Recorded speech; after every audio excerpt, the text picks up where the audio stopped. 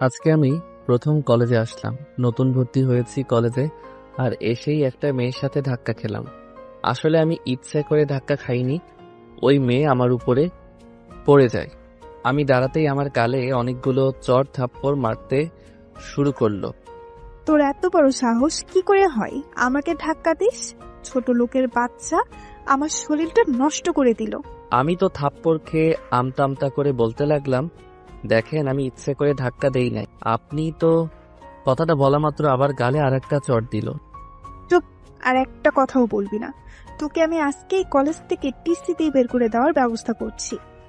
কথাগুলো বলেই আমার সামনে দিয়ে চলে গেল, আর আমি হা করে সেই দিকে তাকিয়ে আছি। একটু আগে কি হয়ে গেল আমার সাথে সেটা আমি এখনো বুঝে উঠতে পারলাম না।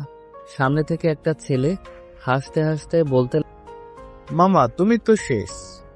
যে মেয়ের উপর ধাক্কা খেয়েছো সে মেয়ে এই কলেজের প্রিন্সিপাল স্যারের মেয়ে, আর অনেক রাগী। কথাটা শোনা মাত্র আমি ভয়ে কাঁপতে লাগলাম। আসলে আমি খ্যাতমার্কা চেহারা নিয়ে কলেজে এসেছি, এরপর আবার ময়লা জামা কাপড় পরে এসেছি, তারপর আবার বড় একটা চশমা পরেছি বলে সবাই আমাকে নিয়ে অনেক মজা করতেছে। এখন আমার পরিচয়টা দেওয়া যাক। আমি জাহিদ চৌধুরী। অন্য সবার মতো আমারও একটা ভালো পরিচয় আছে, কিন্তু সেটা এখন ধীরে ধীরে জানতে পারবেন। আমি সোজা ক্লাসে ঢুকলাম, কেউ আমাকে বসতে দিচ্ছে না আমার এমন খ্যাতমার্কা চেহারা দেখে, তাই বাধ্য হয়ে একেবারে পিছনে চলে গেলাম। তাকিয়ে দেখি সেই মেয়েটা আমার দিকে রাগীভাবে তাকিয়ে আছে, যেন হাতে পেলে চিবিয়ে খাবে। সেই মেয়েটা সবার সাথে কি যেন বলতে লাগলো। একটু পর সবাই আমার দিকে কাগজের টুকরো ছিঁড়ে ছিঁড়ে ফেলতে লাগলো আর হাসতে লাগলো। আমি টেবিলের নিচে মুখ গুজে বসে আছি। একটু পর ক্লাসে স্যার আসলো, তাই সবাই চুপ হয়ে গেল। স্যার প্রথম দিন হওয়াতে সবার নাম জিজ্ঞেস করলো, আর একে একে সবার নাম আর পরিচয় দিতে বলল। এরপর ওই মেয়ের নাম বলাতে আমি শুনতে পারলাম তার নাম হৃদিতা। এরপর সবার শেষে আমার পালা আসলো। আমিও আমার নাম বললাম আর বললাম আমার কেউ নেই, আমি একা। এটা শুনে সবাই অবাক হয়ে আমার দিকে তাকিয়ে রইল। আসলে আমার আসল পরিচয়টা সবার কাছ থেকেই লুকিয়ে রেখেছি। তারপর সবাই এসে আমার সামনে আসলো আর আমাকে বলল। ওই দাঁড়া। আমি দাঁড়িয়ে গেলাম। জি, আমাকে বলছেন? তুই ছাড়া আর কাকে ডাকবো? জি বলুন, কি দরকার? তুই আমার গায়ের উপর পড়েছিস, তোকে এত সহজে তো আর ছেড়ে দিতে পারি না। এক কাজ কর, তুই 50 বার উঠবস কর এখন, এরপর তুই এখান থেকে যেতে পারবি, তা না হলে এখান থেকে এক পাও যেতে পারবি না। দয়া করে আমাকে ক্ষমা করে দিন, আমার ভুল হয়ে গিয়েছে। আমি সত্যি আপনাকে ইচ্ছে করে আপনার উপরে পড়ে যাইনি। চুপ, একদম চুপ। তোকে যা করতে বলেছে তুই তাই কর। মাথা গরম হয়ে গিয়েছে ওই মেয়ের এমন কথা শোনার পর। ইচ্ছে হচ্ছিল তার গালে চড় দেই, কিন্তু আমার পুরনো কথাগুলো মনে পড়ে গেল। বাবার সাথে প্রতিজ্ঞা করার কথা বলেছিলাম, যেদিন নিজের মতো করে ক্যারিয়ার গড়তে পারবো সেদিন আপনার সামনে আসবো। কথাগুলো মনে পড়তেই আবার চুপ হয়ে গেলাম। আর তাই কোনো উপায় না পেয়ে যখন উঠবস করতে যাব, তখন কেউ একজন আমার কাছে। ভাই আপনি এখানে? আমি তাকিয়ে দেখলাম আমি আগে যে কলেজে পড়তাম সেই কলেজের এক ছোট ভাই আমার সামনে। আমি তাকে চিনেও না চিনার ভান করে বললাম, কে ভাই আপনি? ছেলেটা বলল, ভাই আমি রিয়াজ, আপনি আমাকে চিনতে পারছেন না? আমি তাকে বললাম, আপনার কোথাও ভুল হচ্ছে। ছেলেটা আমাকে উঠিয়ে কিছু দূর নিয়ে গিয়ে বলল, ভাই আপনি এমন করছেন কেন? এবার আমি রিয়াজকে বললাম, তুই এখানে কি করিস? ভাই আমি আসলাম এই কলেজে আমার এক ভাইকে কারা যেন মেরেছে, তাদের সাথে দেখা করতে, আর এসে দেখি আপনি এখানে। তো ভাই আপনার এই অবস্থা কেন? তোকে পরে সব বুঝিয়ে বলবো, এখন তুই আমার আসল পরিচয় কাউকে বলবি না, প্লিজ আমাকে কথা দে। ভাই আপনাকে আমি বাঘের চেয়েও ভয় পাই, আর আপনার কথা আমি না রেখে পারবো নাকি? আপনি যা বলতে বলবেন আমি তাই করব। আচ্ছা, তাহলে আপাতত তুই এখান থেকে যা। কিন্তু ভাই আপনাকে এভাবে আমি একা রেখে চলে যাব? আর দেখে তো মনে হচ্ছে এরা সবাই আপনাকে দিয়ে অনেক মজা করছে। আপনি শুধু একবার বলুন, আমি সবাইকে মজা দেখিয়ে দিচ্ছি। না, তা আর করতে হবে না। আমি সবকিছু ছেড়ে দিয়েছি, আর এখন থেকে ভালো মতো চলবো। তাই যাই হোক না কেন, তুই আর এর মধ্যে জড়াবি না, আর এখান থেকে এখন চলে যা। আর তাদের সামনে গিয়ে আমাকে একটা চট দিয়ে বলবি, তুই ভুল করে আমাকে অন্য কাউকে ভেবে বলে ফেলেছিস। এর আপনি যা বলবেন আমি তাই করব ভাই। আমাদের কথা শেষ করে আবার তাদের সামনে গেলাম। আর আসা মাত্র আমার কথা মতো রিয়াজ আমাকে বলল, তুই তো একটা খ্যাত ছেলে, তোকে ভুলে আমি কি না কি ভেবে বসেছিলাম। এরপর আমার গালে হালকাভাবে একটা চড় দিল। এরপর রিয়াজ চলে গেল। যাক, ছোট লোকটা এমনিতেই আজকের মতো শিক্ষা পেয়ে গেছে। তোকে আজকের মতো ছেড়ে দিলাম, কিন্তু কালকে আবার তোর 12টা বাজাবো। বলেই রিদিতা আর তার বন্ধু বান্ধবীরা সবাই চলে গেল। আমিও সেখান থেকে আমার বাসায় চলে আসলাম। বাসা বলতে একটা রুম ভাড়া নিয়েছি, কলেজ থেকে 5 মিনিটের রাস্তা। রুমে এসেই ভাবতে লাগলাম কি ছিলাম আর কি হয়ে গেলাম। আগের পুরনো কথাগুলো মনে পড়ে গেল আর 2 চোখ দিয়ে পানি বের হতে লাগলো। বাবার সেই কথাগুলো এখনো কানের মধ্যে। তোর মতো খারাপ ছেলে আর আমি চাই না। আমার বাসা থেকে বের হয়ে যা। এমন নেশাখোর ছেলের আমার দরকার নেই। যা, আমাদের বাড়ি থেকে বের হয়ে যা। সেদিনের পর থেকে আমি বাড়ি থেকে বের হয়ে এখানে চলে এসেছি আর মনে মনে প্রতিজ্ঞা করেছি নিজেকে পরিবর্তন করে ভালো ছেলে হয়ে এরপরে যাব, এর আগে না। হঠাৎ এগুলো ভাবছি আর পেটের মধ্যে ইঁদুর দৌড়াদৌড়ি শুরু করতে লাগলো। তাই আর কিছু না ভেবে সোজা চলে গেলাম খাবার রান্না করতে। রান্নাঘরে গিয়ে অনেক কষ্টে কিছু হালকা খাবার রান্না করে সেগুলো দিয়ে খেয়ে নিলাম। জীবনে কখনো যে ছেলে রেস্টুরেন্টের খাবার ছাড়া খেত না, সেই ছেলে আজকে ভাত রান্না করে খায়। এগুলো ভাবতেই অবাক লাগে। আসলে সময় মানুষকে অনেক কিছু শিখিয়ে দেয়। এরপর চলে গেলাম টিউশনিতে। অনেক কষ্টে এই টিউশনিটা পেয়েছিলাম আর মাস শেষে যে টাকা পেতাম সেই টাকা দিয়ে নিজের সব খরচ জোগাতাম। এরপর বাসায় আসলাম আর পড়তে শুরু করলাম। তারপর রাত 10টায় বাহির থেকে আনা কিছু খাবার ছিল। আমি নিজেকে প্রমাণ করে দেখাবো যে আমিও চাইলে ভালো ছেলে হয়ে দেখাতে পারি। এরপর পড়তে পড়তে কখন ঘুমিয়ে পড়লাম তা আমার জানা ছিল না। ঘুম ভাঙলো মোবাইলের অ্যালার্মের শব্দে। সেটা বন্ধ করে উঠে দেখি 4:30 বাজে। উঠে অজু করে নামাজ আদায় করে সকালে রান্না শেষ করে সেগুলো খেয়ে কলেজের উদ্দেশ্যে রওনা দিলাম। কলেজের সামনে আসতে দেখলাম রিদিতা আর তার বন্ধুরা আমার দিকেই চেয়ে আছে। একটু পর আমাকে রিদিতা তার সামনে ডাক দিল।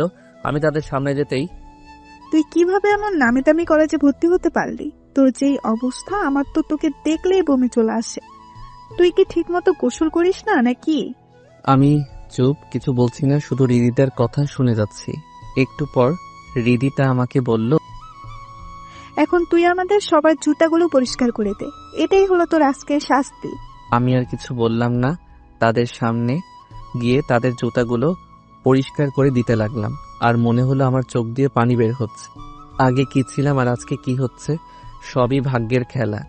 আমি সবার জুতাগুলো পরিষ্কার করার সময় ভুল করে রিদিতার পায়ে আমার হাত লেগে যায়।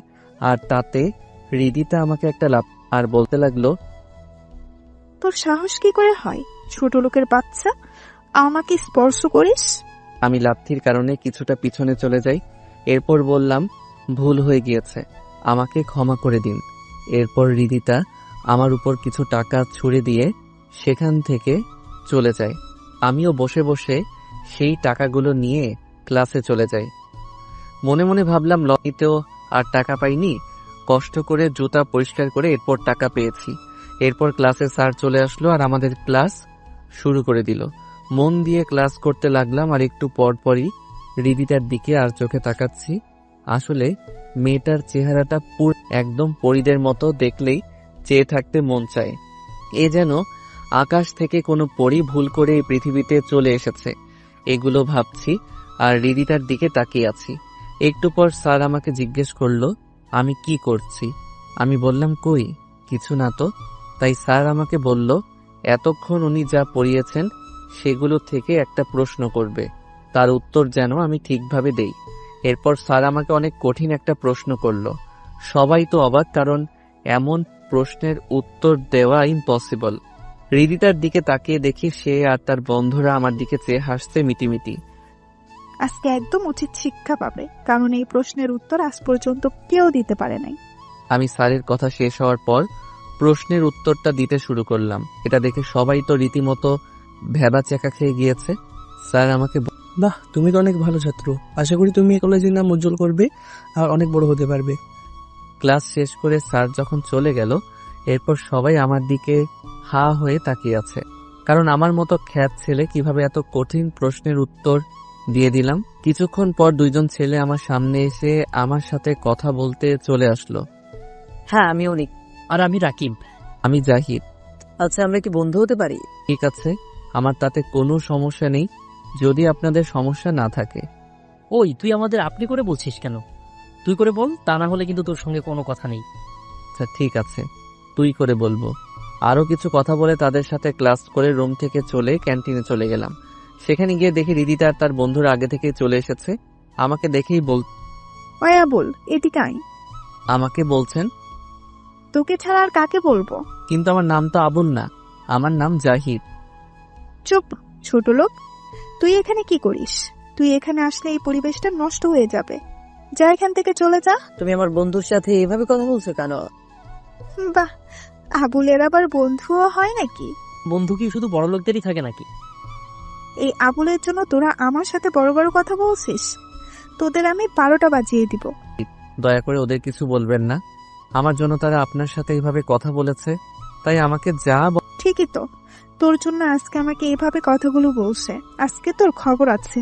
কথাটা বলতেই রিদিতা আবার আমার গালে একটা চড় মেরে দেয়। আমিও গালে হাত দিয়ে দাঁড়িয়ে আছি। অনিক আর রাকিব বলল, চুপচাপ এভাবেই মার খেয়ে যাবি? কি করব বলো, তাছাড়া আমার যে আর কিছু করারই নেই। কিছু বললেই তো আবার কলেজ থেকে যদি বের করে দেয়, তাহলে তো আমার সব ক্যারিয়ার শেষ হয়ে যাবে। আচ্ছা বাদ দে, মন খারাপ করিস না, আমরা তোর সাথে সবসময় পাশে থাকবো। আচ্ছা চল, খেয়ে বাসায় চলে যাই, আমার আবার অনেক কাজ আছে। খাওয়া শেষ করে কলেজ থেকে বের হয়ে বাসায় গিয়ে ফ্রেশ হয়ে সোজা চলে গেলাম টিউশনিতে। এরপর আবার বাসায় এসে পড়তে শুরু করলাম। এভাবে 3 মাস কেটে গিয়েছে, আর অনিক আর রাকিবের সাথে আমার বন্ধুত্ব অনেক গভীরে চলে গিয়েছে। আর এর মধ্যে তো হৃদিতার অত্যাচার আছেই। প্রতিদিন আমাকে নানান অজুহাতে আমাকে অনেক অপমান করে। এরপর হঠাৎ একদিন ক্লাসে 2 দিন পর কলেজ থেকে শিক্ষা সফরে যাব, সবাই ফর্ম পূরণ করে দিও। স্যার, আমরা সবাই কি খাচ্ছি? সবাই যাচ্ছি, কিন্তু কেন? না, বলছিলাম যে ওই লোকটাকে না নিয়ে গেলে হয় না? সে গেলে তো আমাদের পিকনিকটাই মাটি হয়ে যাবে। তুমি কার কথা বলছো? আর কলেজে সবাই সমান, কেউ ছোট আর কেউ বড় না। ওই যে পেছনে যে ছেলেটা আছে তার কথা বলছি। তাকে দেখলেই আমার গা ঘিন ঘিন করে। প্লিজ আপনি তার নাম বাদ দিয়ে দিন, তাহলে আমরা সবাই খুশি হব। দেখো রিদিতা, কলেজে সবাই সমান, কেউ ছোট আর কেউ বড় নয়, সুতরাং সবাই যাব, এটাই ফাইনাল।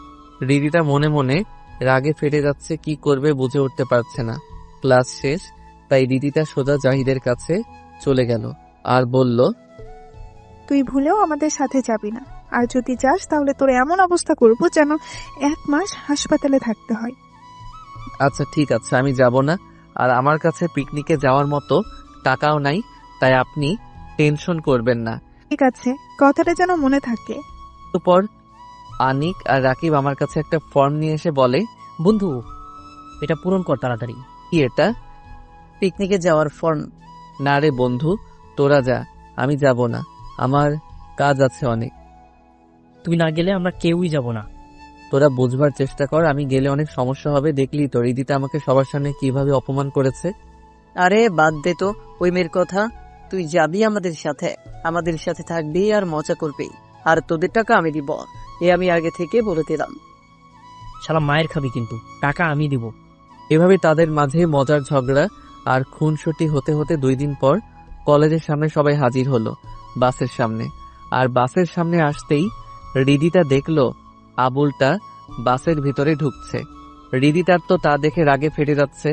সবাই বাসে বসে বক্সের তালে তালে গান গাইছে আর নাচানাচি করছে, আর আমি পিছনের সিটে এক কোণে বসে আছি, যাতে আবার কোনো এরপর সারা রাত বাসে ঘুমানোর পর সকালবেলা আমরা নামলাম কক্সবাজার। সবাই একে একে বাস থেকে নামতে লাগলো।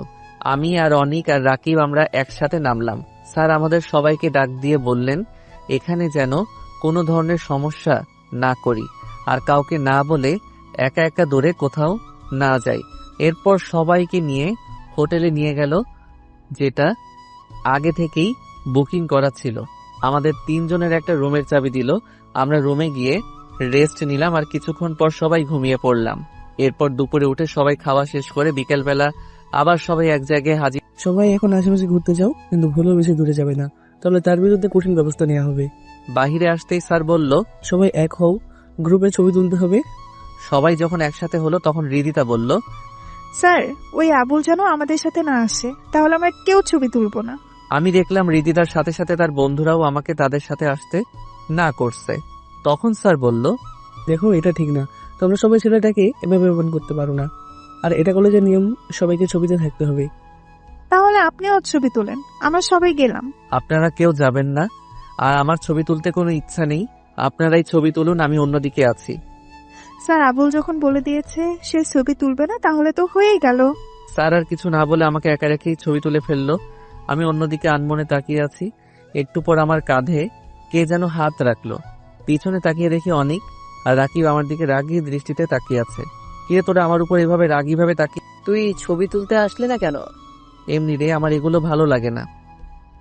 তুই রিদিতাকে কেন এত ভয় পাস? আমি চাই না আমার জন্য তোদেরও কোনো ক্ষতি হোক। আচ্ছা চল, সাগরের পাড় দিয়ে হাঁটি, ভালো লাগবে। আমরা সাগরের পাড় দিয়ে হাঁটাহাঁটি করছি, আর অন্যদিকে রিদিতা আর তার বন্ধুরা বক্স দিয়ে নাচানাচি আর হই হুল্লোড় করছে। সাথে বিয়ার আর কোমল পানি আছে। সন্ধ্যা হয়ে এসেছে, তাই অনিক আর রাকিব বলল চল এবার হোটেলে চলে যাই। আমি বললাম তোরা যা, আমি একটু পর আসতেছি।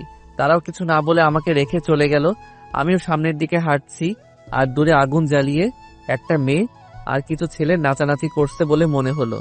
তাই এদিকে রিদিতার বন্ধুরা ভাবলো অনেকদিন পর রিদিতাকে একা পেয়েছে, তাই আজকে তাদের মনের বাসনা পূর্ণ করবে। তাই তারা বেয়ারের গ্লাসে ঘুমের ওষুধ মিশিয়ে রিদিতাকে দিল, আর রিদিতাও কিছু না বুঝে সেটা খেয়ে ফেললো। এরপর রিদিতা মাতলামি করতে লাগলো। আমি দূর থেকে এবার কাছে চলে আসলাম, আর এসে দেখছি রিদিতাকে তারা মাটিতে ফেলে, এটা বুঝতে বাকি রইল না। তাই আমি আর চুপ থাকতে পারলাম না। আমি আমার আগের রূপটা একটু তাদেরকে দেখিয়ে দিলাম। একটাকে ধরে দিলাম একটা ঘুষি। সে ঘুষি খেয়ে মুখে হাত দিয়ে দেখে রক্ত বের হচ্ছে, তাই দেখে বাকিরাও সেখান থেকে পালিয়ে যায়। আমি এরপর নিচে তাকিয়ে দেখলাম রিদিতা মাটিতে শুয়ে আবল তাবল বকছে। তাকে এখন কি করা যায় তাই ভাবছি, আর আশেপাশে দেখছি কেউ নেই আশেপাশে, তাই বাধ্য হয়ে তাকে কোলে তুলে নিলাম। মা গড়ে এই মেয়ে দেখছি অনেক ভারী। আমার মাথা দিয়ে ঘাম বের হচ্ছে। অনেক কষ্টে হোটেলের ভিতরে নিয়ে গিয়ে রিদিতার রুমের চাবিটা নিয়ে ওর রুমে দিয়ে আসলাম। ওকে রুমে এসে খাটে শোয়াতে রিদিতা আমাকে তার কাছে টেনে নিল, আর আমি সোজা তার শরীরের উপরে পড়ে যাই। সে নেশার ঘরে আমাকে তার ঠোঁটে কিস করতে লাগলো।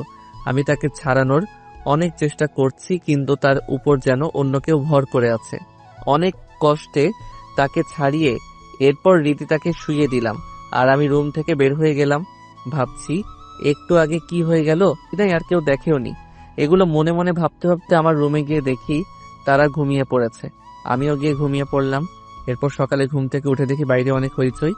আমি বাহিরে আসতেই রিদিতা আমাকে দেখেই আমার জামার কলার ধরে চড় থাপ্পড় দিতে লাগলো, আর তুই নাকি আমাকে কালকে ওখানে নিয়ে এসেছিস? তোর এত বড় সাহস হলো কিভাবে আমাকে নিয়ে এসেছিস? আমি বললাম আপনি কিভাবে জানলেন?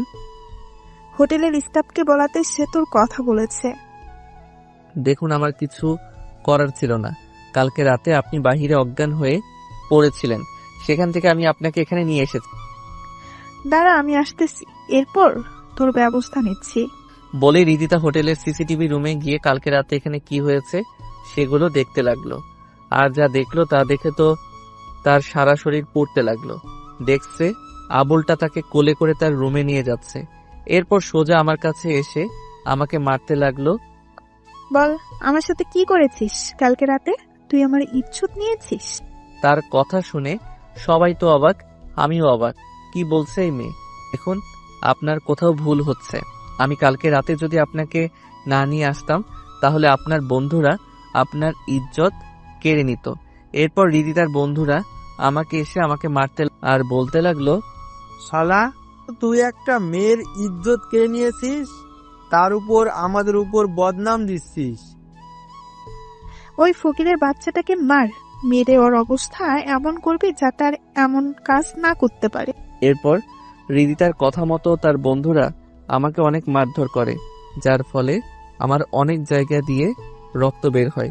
একটু পর স্যার এসে কি হচ্ছে? যা হয়েছে তার বিচার কলেজে হবে, এখানে এগুলো বন্ধ করো। স্যারের কথা শুনে তারা আমাকে ছেড়ে দেয়, আর আমি কোনো রকমে উঠে দাঁড়াই। অনিকার রাকিব আমাকে নিয়ে ডাক্তারের কাছে নিয়ে যায়, আর আমাকে শালা, কি দরকার ছিল ওই মেয়েকে বাঁচাতে? চলে আসতি, যা হওয়ার হতো। তাহলে আজকে তোর এই অবস্থা হতো না। আমি তাদের কালকে রাতের সব ঘটনা খুলে বলি। আমার কথা শেষ হতেই অনিক আমাকে একটা চড় মারে আর বলে, বাদ দে বন্ধু, আমি কিভাবে পারবো এমন একটা খারাপ পরিস্থিতিতে তাকে ফেলে আসতে।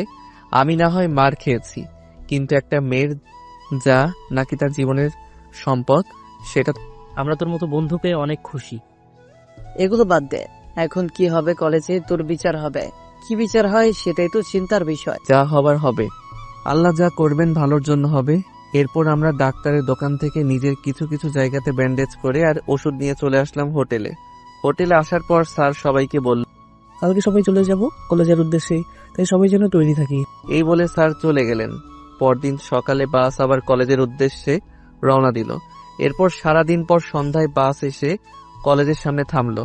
যে যার বাস থেকে নেমে বের হতে লাগলো আর আমি আর আমার বন্ধুরা নেমে পড়লাম। আমি নামতেই রিদিতা বলল কালকের জন্য রেডি থাকতে। আমি আর কিছু না বলে চলে গেলাম। যার জন্য করি চুরি সেই বলে চোর। কথাটা ভেবে অনিক আর রাকিবকে বিদায় দিয়ে আমিও বাসায় চলে আসলাম। এসে ঘুমিয়ে পড়লাম। এরপর সকালে ঘুম থেকে উঠে কলেজের উদ্দেশ্যে রওনা দিলাম। কলেজে আসতে দেখলাম কলেজের মাঠে অনেক লোকজন। আমি ভিতরে যেতেই রিদিতা আমার জামার কলার ধরে টানতে টানতে মাঠের মাঝখানে, সেখানে দেখলাম ছাত্রছাত্রী ছাড়াও স্যার ম্যাডাম আর প্রিন্সিপাল স্যারও আছেন। আমাকে সবার সামনে এনে রিদিতা বলল, বাবা, এই ফকিন্নির বাচ্চা আমার সব শেষ করে দিয়েছে। আমি এখন মুখ দেখাতে পারবো না। ওকে এমন শাস্তি দাও যেন ভুলেও কোনো মেয়ের সাথে এমন কাজ করার আগে 10 বার ভাববে। প্রিন্সিপাল স্যার বলল, একে টিসি দিয়ে বের করে দেই। রিদিতা বলল, না বাবা, একে এত তাড়াতাড়ি এখান থেকে বের করে দেওয়া যাবে না। এর থেকে ভালো হবে আজকে সে আমার চাকর হয়ে থাকবে। এটাই হলো তার শাস্তি। সে আমার ইজ্জত নিয়েছে, তাকে তো এত সহজে ছেড়ে দেওয়া যাবে না। আমি শুধু রিদিতার কথাগুলো চুপ করে শুনছি, কিছু বলছি না। আমি যদি ইচ্ছে করি 1 সেকেন্ডে সবকিছু ঠিক করে ফেলতে পারতাম, কিন্তু আমি চুপ হয়ে আছি। কেননা আমাকে ক্যারিয়ার করতে হবে। এর জন্য সব কষ্ট মাথা পেতে নিতে পারবো। আর এটা তো আমার অতীতের তুলনায় কিছু না। আমি অতীতে যা করেছি সেগুলো এর তুলনায় সব তুচ্ছ। কথাগুলো মনে মনে ভাবছি। এরপর প্রিন্সিপাল স্যার আমার সামনে এসে বলল, এবারের মতো তোকে আমার মেয়ের কথা চিন্তা করে ছেড়ে দিলাম। আর আমার মেয়ে যা বলে তাই কর, তুই ওই কলেজে থাকতে চাস। কথাগুলো বলে চলে গেলেন। এরপর যে যার মতো চলে গেল। ক্লাসে একটু পর আমিও ক্লাসে আসলাম। ভিতরে রিদিতা আমায় বলল, এই আবুল, আমার সামনে আয়। আমিও তার সামনে চলে আসলাম। আর আসা মাত্র রিদিতা আমায় বলল, তোকে আমি তিল তিল করে কষ্ট দিব, যে কষ্ট তুই না পারবি সইতে, না পারবি কাউকে বলতে। আমি রিদিতাকে অনেক বোঝালাম, দেখুন আপনি আমাকে ভুল বুঝছেন। প্লিজ আমার ক্যারিয়ারটা শেষ করে দিবেন না। আমার অনেক স্বপ্ন, আমি একদিন নিজের পায়ে দাঁড়াবো। আমার কথা শুনে রিদিতা হাসতে লাগলো। ছোট লোকের বাচ্চা বলে কি, তার আবার নাকি স্বপ্ন আছে। তোর স্বপ্ন আমি পানিতে চুবিয়ে মারবো, তুই শুধু দেখতে থাক। এই বলে রিদিতা আমাকে বলল এখন আমি যেন তার জন্য বাহির থেকে খাবার নিয়ে আসি। আমি বললাম এখন তো স্যার আসবে আর ক্লাস শুরু হয়ে যাবে। রিদিতা আমার দিকে রাগীভাবে তাকিয়ে, তুই যাবি কিনা বল, তা না হলে তোর ব্যবস্থা নিচ্ছি। আমি আর কিছু না বলে ক্লাস থেকে বের হয়ে গেলাম রিদিতার কাছ থেকে টাকা নিয়ে। বাহিরে গিয়ে রিদিতার বলা মতো ক্যাডবেরি আর চিপস নিয়ে আবার ক্লাসের সামনে আসলাম। দেখি স্যার ক্লাস করাচ্ছেন। আমাকে দেখেই স্যার বলল, ক্লাস ফাঁকি দে, কোথায় গিয়েছিলি? আমি চুপ করে থাকাতে স্যার আরো অনেক কথা শোনাতে লাগলেন। এরপর আমাকে বাহিরেই থাকতে বললেন। আমিও চুপ হয়ে আছি বাহিরে। এরপর স্যার ক্লাস শেষ করে বাহিরে বের হলে আমি ভিতরে গিয়ে রিদিতার হাতে খাবারের প্যাকেটটি দিয়ে আবার পিছনে চলে আসলাম। আর ভাবতে, এভাবে তো আর আমি নিজের ক্যারিয়ার করতে পারবো না। আমাকে কিছু একটা ভাবতে হবে। বাকি ক্লাসগুলো শেষ করে আমি আর আমার বন্ধুরা কলেজের বাহিরে বের হব। এমন সময় পিছন থেকে আবার ডাক আসলো। আমি বুঝতে পারলাম এটা রিদিতার ডাক, তাই দাঁড়িয়ে পড়লাম আর পিছনে তাকিয়ে দেখলাম রিদিতা। কিরে, তুই আমাকে না বলেই কয়ে যাস? এখন তো ক্লাস শেষ, তাই বাসায় যাচ্ছি। তুই যেখানেই যাস না কেন আমাকে বলে এরপর যাবি। ঠিক আছে, কালকে থেকে বলে এরপর যাব। আজকে যেহেতু তুই ভুল করেছিস, তাই তোর সেই শাস্তি তো পেতেই হবে। এই বলে রিদিতা আমাকে 2টা চড় মারল। এরপর বলল, আর যেন এই ভুল না করিস। আমি গালে হাত দিয়ে চলতে লাগলাম আর মনে মনে বললাম, এর প্রতিশোধ একদিন আমি নিব। এরপর বাসায় এসে ফ্রেশ হয়ে খেয়ে নিলাম, এরপর খেলাম, এরপর গেলাম টিউশন। সেখানে গিয়ে দেখি আন্টির পাশে একটা মেয়ে কথা বলছে। আমি তাদের সামনে দিয়ে পাশ কাটিয়ে আসার সময় দেখলাম মেয়েটার কেউ নয়, হৃদিতা। আমাকে দেখেই সে রেগে ফায়ার হয়ে আছে। আমিও সেখানে না থেকে আমি আমার ছাত্র ছাত্রীদের কাছে গেলাম আর চোখে দেখলাম হৃদিতা আমার দিকে হাত দিয়ে ইশারা করে আন্টিকে কি কি যেন বলছে। আমি আর সেদিকে না চেয়ে পড়াতে লাগলাম। পড়ানো শেষ করে যখন চলে যাব তখন আন্টি এসে আমার কাছে টাকা দিল। আমি তো অবাক, মাস শেষ না হতেই টাকা কেন? আন্টি, মাস তো শেষ হয় নাই আর আমি তো আপনার কাছে টাকাও চাই নাই, তাহলে টাকা দিলেন যে? আসলে বাবা, তোমাকে আর কালকে থেকে এখানে আসতে হবে না। আমরা নতুন শিক্ষক নিয়োগ করে দিয়েছি। কেন আন্টি, আমি কি খারাপভাবে পড়াচ্ছি বুঝি? না বাবা, তা নয়। তুমি অন্য জায়গাতে পড়াও গিয়ে, আর কিছু বলতে পারবো না। এগুলো বলেই আন্টি আমাকে বিদায় করে দিলেন। আমি কি বলবো বুঝলাম না। শেষ সম্বল টিউশনি, সেটাও হৃদিতা আমার কাছ থেকে কেড়ে নিল। এখন আমি কি করব? না, আমাকে এভাবে ভেঙে পড়লে হবে না, কাজ খুঁজতে হবে। কিন্তু এখন কি কাজ করব এগুলো ভাবছি আর রাস্তা দিয়ে হাঁটছি। হাঁটতে হাঁটতে সামনেই চোখে পড়ল একটা গাড়ির গ্যারেজের সামনে কাজের ছেলে নিবে এমন একটা নিয়োগ বিজ্ঞপ্তি দেওয়া আছে। আমি আর কিছু না ভেবে সেখানে গিয়ে কাজের কথা বলাতেই আমাকে বলল কাজ অনেক কষ্টের হবে, পারবো কি না? আমি বললাম হ্যাঁ, আমি পারবো। এরপর আমাকে আমার কাজ বুঝিয়ে দিলেন। কাজ হলো গাড়ি ধোয়া আর পরিষ্কার করা। যাক, কাজ শেষ করে বাসায় এসে খাবার খেয়ে পড়তে শুরু করলাম। এরপর গভীর রাতে ঘুমিয়ে পড়লাম। পরদিন সকালে কলেজে গেলাম। ভেতরে আসতেই আবার হৃদিতার। আয় আবুল, এদিকে আয়। জি বলুন। তুই এরকম খ্যাত মার্কা হয়ে কলেজে আসিস কেন? গরিব মানুষের আবার এর থেকে ভালো কিছু হয় নাকি? আমি তোকে কিছু টাকা দেই, তুই তারপরেও এভাবে কলেজে আসিস না। যতই হোক তুই আমার চাকর বলে কথা। আমার একটা মান সম্মান আছে। আমি ভেবেছিলাম হয়তো মেয়েটা ভালো হয়ে গিয়েছে, কিন্তু আমি ভুল ছিলাম। এর মেয়ের মতো অহংকারী মেয়ে কখনো ভালো হতে পারে না। থাক, তা আর আমার প্রয়োজন নেই। আমি যেভাবে আছি ভালো আছি। চুপ, তোর জন্য আমাকে ছোট হতে হবে সেটা আমি কখনো মেনে নিব না। তাই আমি যা বলছি তুই তাই কর। আমি কি করব কিছু বুঝে উঠতে পারছি না। এর পিছনে অবশ্য কারণ আছে, আর সে কারণটা হলো আমাকে ভালো পোশাকে দেখলে আমার মনে হয় না কোনো মেয়ে আমাকে দেখে ক্রাশ খেয়ে থাকতে পারবে। কারণ আমি জিম করে শরীরকে সিক্স প্যাক অনেক আগেই। এর উপর আবার আমার মাথায় যে চুল আছে সেই চুলের যে স্টাইল আছে সেই স্টাইল করতেই লাখ লাখ টাকা খরচ করে। এখন যদি আমার আসল রূপ সবাই দেখে ফেলে তাহলে আমার জন্য সেটা মোটেও ভালো কথা না। কি করব ভাবছি, এমন সময় মনে পড়ল দিদিটাকে একটু রাগানো যাক, তাহলে হয়তো এবারের মতো বেঁচে যাব। তাই কথা মতো রিদিতাকে বললাম, আচ্ছা আপনি আমাকে সবসময় আবুল বলেন কেন? আপনি নিজেই তো একটা মেন্টাল। রিদিতা তো আমার মুখ থেকে এমন কথা শুনে তো রেগে ফায়ার সার্ভিসের প্রয়োজন হবে বলে মনে হচ্ছে। না পেয়ে সেখান থেকে দিলাম এক চম্পট। রিদিতা আমার পিছন থেকে বলতে লাগলো, হাই, কই যাস? দাঁড়া দাঁড়া বলছি, তা না হলে তোর খবর আছে। আমাকে আবার পাইকে আমি সোজা সেখান থেকে চলে ক্লাসে ঢুকে গেলাম। মনে মনে ভাবছি, যাক বাবা, অনেক বড় বিপদ থেকে বেঁচে গিয়েছি। এখন কোনো রকম ভাবে ক্লাসগুলো শেষ করতে পারলেই হলো। একটু পর দিদিতা আর তার বান্ধবীরা ক্লাসে ঢুকে গেল। এর সাথে স্যারও ভিতরে ঢুকলো। মনে মনে ভাবছি, আল্লাহ অল্পতে বাঁচিয়ে দিলেন।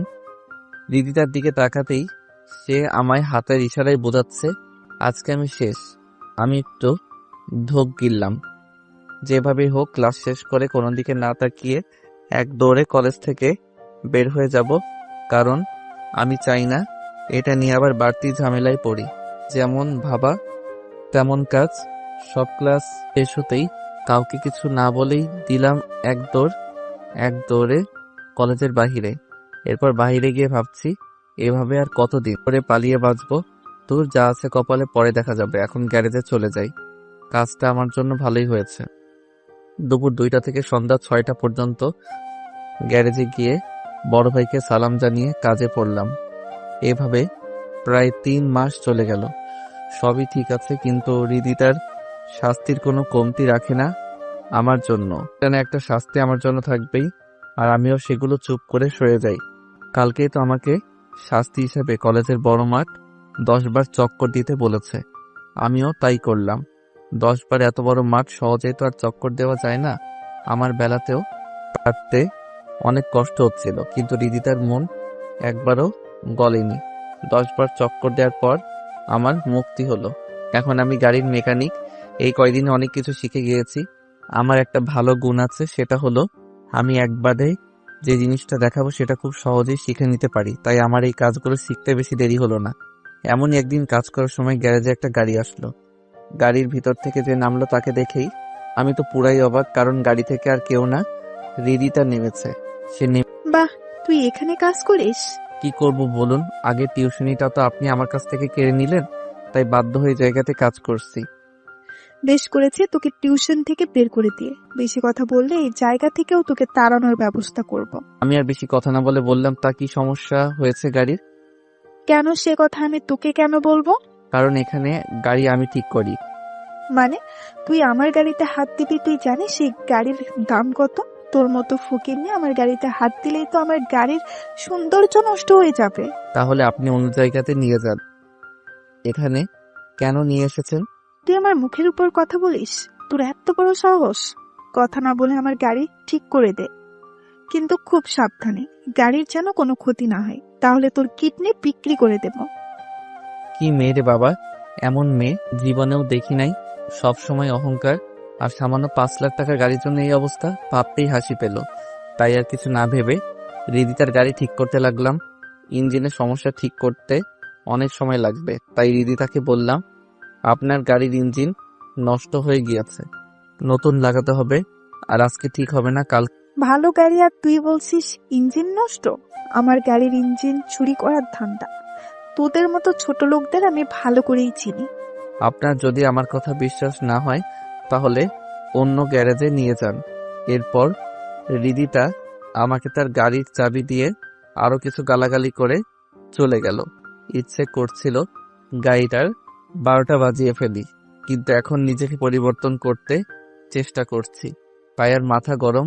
আমি গাড়ির ইঞ্জিনটা খুলে রেখে এরপর বাসায় চলে আসি। বাসায় এসে খাবার খেয়ে পড়তে শুরু করি, কারণ কিছুদিন পর পরীক্ষা শুরু, তাই আমাকে বেশি করে পড়তে হবে। ভালো রেজাল্ট যে আনতেই হবে। সকালে ঘুম থেকে উঠে কলেজে চলে গেলাম। সেখানে অনিক আর রাকিব আমার জন্য অপেক্ষা করছে। আমি তাদের সামনে গিয়ে বললাম, কিরে? জাহির, তুই কিন্তু অনেক পরিবর্তন হয়ে গেছিস। আমাদের সাথে ঠিক মতো কথা বলতে চাস না।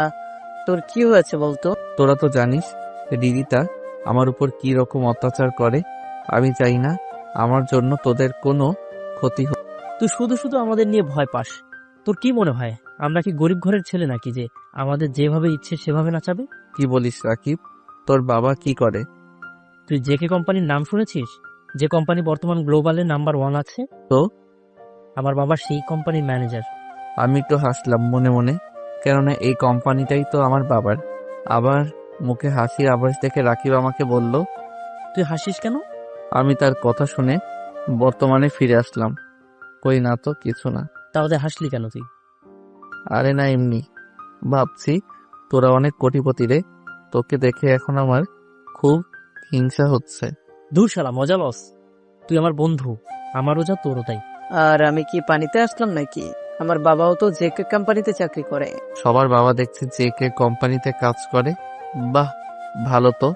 তুই এখন থেকে আর হৃদিতাকে কোনো ভয় পাবি না, আমরা তোর সাথে আছি। আচ্ছা, দেখা যাবে, আগে কয়েকটা দিন যাক। সময় হলে কে কাকে ভয় পায় সেটা সবাই দেখতে পারবে। আচ্ছা দোস্ত, এখন চল, ক্লাসের সময় হয়ে যাচ্ছে। ক্লাসে ঢুকে সোজা বেঞ্চে বসে পড়লাম, কিন্তু কি হলো, এটা নিচ দিয়ে ভিজে লাগছে কেন?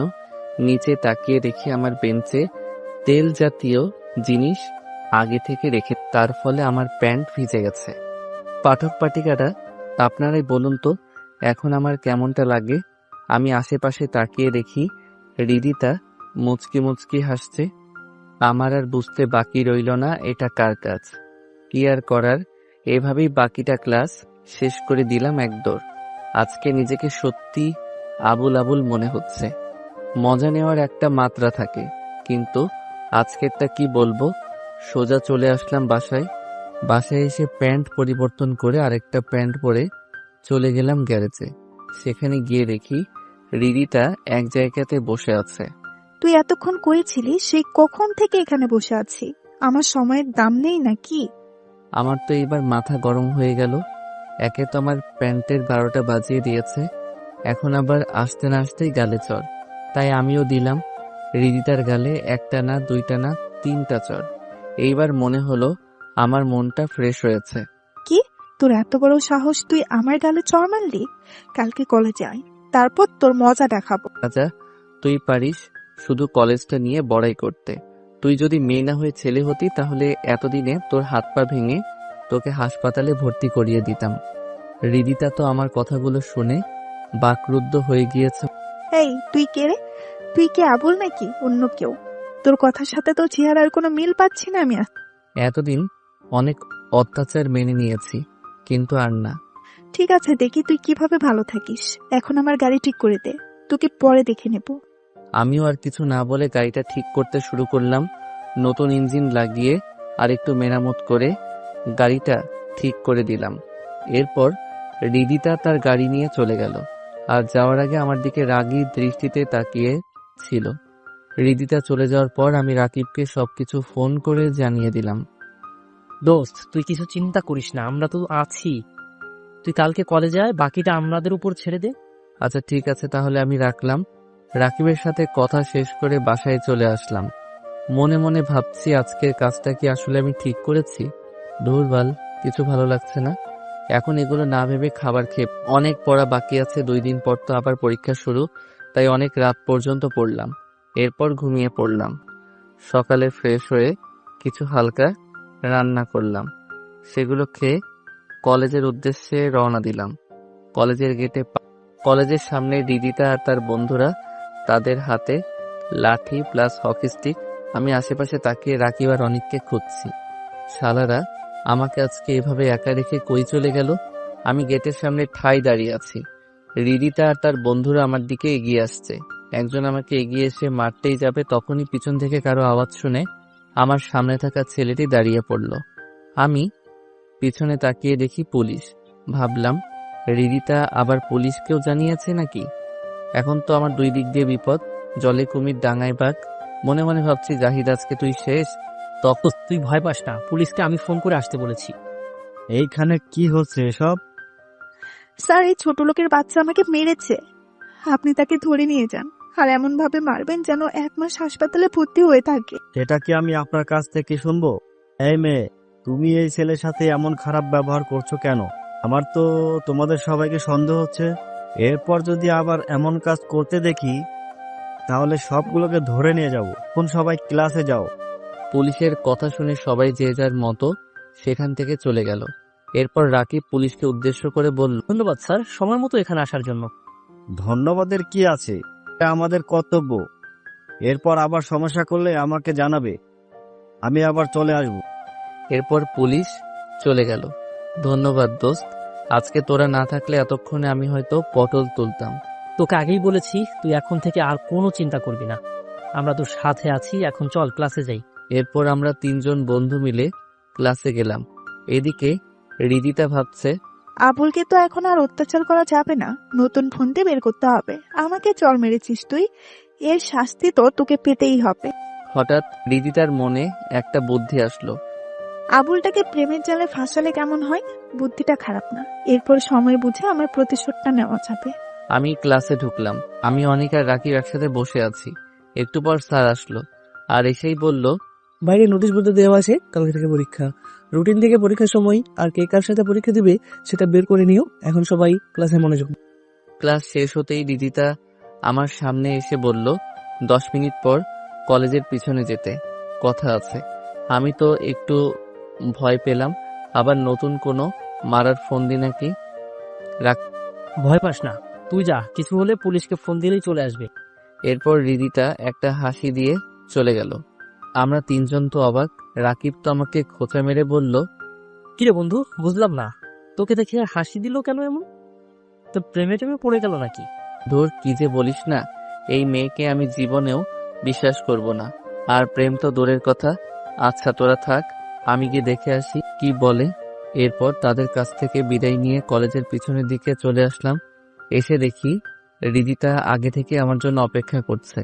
আমি তার সামনে আসতেই সে আমাকে বলল, সরি জাহিদ, এতদিন আমি তোমার সাথে যা যা করেছি তার জন্য আমাকে ক্ষমা করে দাও প্লিজ। জানি আমি আমার এই ভুলের কোনো ক্ষমা নেই, তারপরেও আমি জানি তুমি আমাকে ক্ষমা করে দেবে, কারণ তোমার মন অনেক ভালো।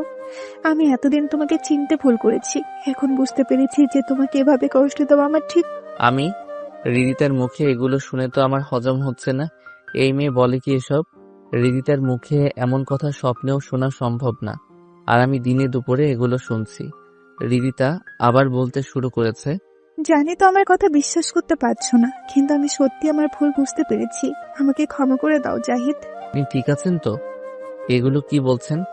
যা বলছি ঠিকই বলছি। এখন তুমি যদি আমায় ক্ষমা না করো তাহলে আমি নিজেকে শেষ করে দেব। এই না না থাক, আপনাকে আর শেষ করতে হবে না। আমি আপনাকে ক্ষমা করে দিয়েছি। রিদিতা মনে মনে বলছে, ফইনির বাচ্চা, ক্ষমা চাইবো তোর কাছে? এটা তো একটা না। আমি জানি তুমি অনেক ভালো। আচ্ছা একটা কথা বলি। জি বলুন। আপনি করে কেন বলছো? তুমি করে বলো প্লিজ। আমি পারবো না, আমার সমস্যা হয়। প্লিজ একটু চেষ্টা করো, আমি জানি তুমি পারবে। আচ্ছা ঠিক আছে, তুমি করেই বলবো। এখন বলেন কি কথা বলবেন।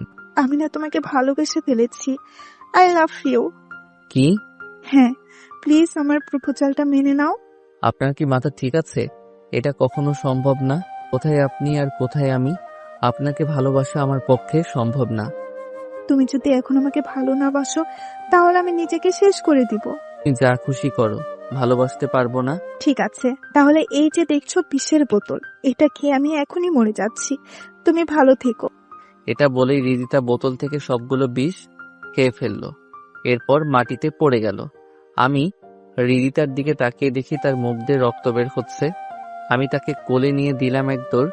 কলেজে সবসময় একটা অ্যাম্বুলেন্স থাকতো, সেটা বের করে তাকে নিয়ে গেলাম হাসপাতালে।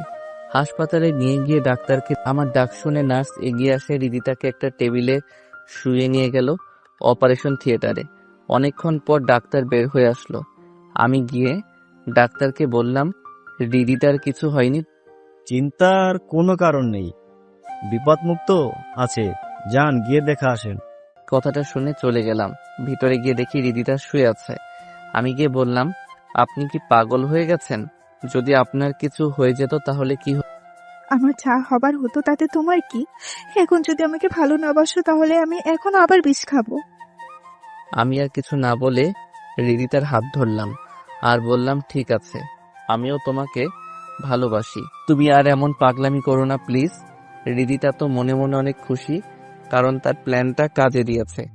আসলে বিষ হিসেবে রিদিতা টমেটো সস দিয়ে বোতল ভরে রেখেছিল, আর সেটাই খেয়ে মুখ থেকে বের করেছিল। আর তাই দেখে জাহিদ রক্ত মনে করেছিল। আর হাসপাতালে ডাক্তারকে রিদিতা আগে থেকেই বলে রেখেছিল যে সে আসলে তাকে নিয়ে যেন এমনভাবেই নাটক করে যায় সবাই, আর জাহিদকে কিছু মনে করতে না দেয়। বোকা জাহিদ রিদিতার কোনো প্ল্যানই বুঝলো না। তুমি হাসছো যে, কি হয়েছে তোমার? এই হাসি সুখের হাসি, তোমাকে কাছে পাওয়ার হাসি। আচ্ছা ঠিক আছে, তাহলে এখন শুয়ে থাকো। কালকে তো আবার পরীক্ষা শুরু, পরীক্ষা দিতে পারবে তো? সেটা নিয়ে তোমাকে ভাবতে হবে না, তুমি শুধু আমার পাশে সব সময় থেকো, তাহলে আমি ঠিক হয়ে যাব। সত্যি মেয়েটা অনেক পরিবর্তন হয়ে গিয়েছে, মনে মনে ভাবছি আমি। আচ্ছা তুমি এখন ঘুমাও, আমি তাহলে বাসায় গেলাম। আচ্ছা যাও, আর সাবধানে যেও, কালকে কলেজে দেখা হবে। এই বলে রিদিতা আমার কপালে একটা কিস করলো। আমি তো অবাক, কি হলো এটা? আমি একটু লজ্জা পেলাম। তাকিয়ে দেখি রিদিতাও লজ্জায় নিচের দিকে তাকিয়ে আছে। আমি এরপর রিদিতাকে বিদায় দিয়ে বাসায় চলে আসলাম। অন্যদিকে রিদিতা তার মুখ ভালো করে ধুয়ে নিচ্ছে আর মনে প্রতিশোধ নেওয়ার জন্য একটা ছোট লোকের বাচ্চাকে আমি কিস করলাম। ইস, ঘৃণায় শরীর জ্বলে যাচ্ছে। যাক, অবশেষে আবুলটাকে আমার জালে ফাঁসাতে পেরেছি। এখন শুধু সময়ের অপেক্ষা। আমি বাসায় এসে কিছু খাবার খেয়ে চলে গেলাম গ্যারেজে। সেখানে বড় ভাইকে বললাম, ভাইয়া আমার কিছুদিন ছুটি লাগবে, কালকে থেকে আমার পরীক্ষা। বড় ভাই আমাকে বলল, ঠিক আছে, সমস্যা নেই। ভালো করে পরীক্ষা দিস, আর পরীক্ষার পর আবার কাজে চলে আসিস। আর এনে তোর আগের মাসে। আমি টাকা হাতে নিয়ে ভাইয়াকে ধন্যবাদ জানিয়ে রুমে চলে আসলাম। এসে পড়ায় মন দিলাম। পড়া শেষ করে ঘুমিয়ে পড়লাম। এরপর কখন সকাল হলো বুঝতেই পারলাম না। মোবাইলের অ্যালার্মে ঘুম ভাঙলো। ঘুম থেকে উঠে ফ্রেশ হয়ে সকালে নাস্তা করলাম। এরপর রেডি হয়ে চলে গেলাম কলেজে। আজকে কলেজে যেতে ভালো লাগছে, কারণ এখন আর রিদিতার প্যারা নিতে হবে না। আমি তাকে ভালোবাসার জন্য রাজি হইনি, আসল কারণ হচ্ছে তার অত্যাচার থেকে বাঁচতে তার কথায় রাজি হয়েছি। কথাগুলো ভাবতে ভাবতে কলেজের সামনে চলে আসলাম। কলেজে আসতেই অনেক। কিরে জাহিদ, তুই কালকে আমাদের না বলে কই চলে গিয়েছিলি? এরপর আমি কালকে যা যা হয়েছিল সব তাদের খুলে বললাম। আমার কথা শুনে তো দুইজনই আমার দিকে তাকিয়ে আছে আর বলল, দোস্ত, তোর তো কপাল খুলে গেছে। রিদিতার মতো এমন সুন্দরী মেয়ে পাওয়া ভাগ্যের ব্যাপার। এখন বল, ট্রিট কবে দিচ্ছিস? দূর, আমি আছি প্যারার মধ্যে আর তোরা বলিস ট্রিট দিতাম। কিসের প্যারা? রিদিতাকে আমি ঠিক মতো বুঝতে পারছি না তার মনে কি চলছে। আগে আমাকে জানতে হবে সে কি চায়, এরপর বাকিটা বলবো। দূরে তাকিয়ে দেখি রিদিতা আমার সামনে হেঁটে আসতেছে আর এসে আমাকে, এই, তুমি এখানে? আর আমি তোমাকে কোথায় না কোথায় খুঁজে বেড়ালাম। এত খোঁজার কি আছে, আমি তো এখানেই আছি, কিছু বলবা? বলবো বলেই তো তোমাকে খুঁজছি। কি বলবা বলো? এখানে বলবো না, পরীক্ষা শেষে বাইরে থেকো, তোমাকে নিয়ে এক জায়গায় যাব, সেখানে বলবো। এই বলে রিদিতা চলে গেল। আমার হারামি বন্ধুগুলো এখন আমাকে খুব জ্বালাচ্ছে। তা মামা, একদিনেই এত কিছু কেমনে কি? আরে আমি তো তোদের শুরু থেকে শেষ পর্যন্ত সবই বলেছি, তাহলে তো ভাব নিতেছিস কেন? আচ্ছা, রাগ করিস কেন? চল গিয়ে দেখি তো কার কোন জায়গায় ছিট পড়েছে। আচ্ছা চল। আমরা কলেজের সামনে থেকে ক্লাসে চলে গেলাম। আমি আমার রোল অনুযায়ী আমার সিট খুঁজছি। একটু পর পেয়েও গেলাম, কিন্তু আমার সাথে যে সিট খালি ছিল সেখানে তাকিয়ে দেখি একটা মেয়ে। মেয়েটা আমার দিকে তাকিয়ে একটা ছোট করে হাসি দিল আর বলল, হাই, আমি নীলা। দাঁড়িয়ে না থেকে নিজের সিটে এসে বসো। আমি মেয়েটির কথা শুনে বাস্তবে ফিরে আসলাম আর তাই নিজের সিটে বসে পড়লাম। একটু পর স্যার আসলো আর সবাইকে খাতা আর প্রশ্ন দিয়ে গেল। আমি প্রশ্ন হাতে নিয়ে দেখি মোটামুটি সবই কমন এসেছে, তাই লিখতে শুরু করলাম। আর অন্যদিকে নীলা মেয়েটা তার মতো লিখছে।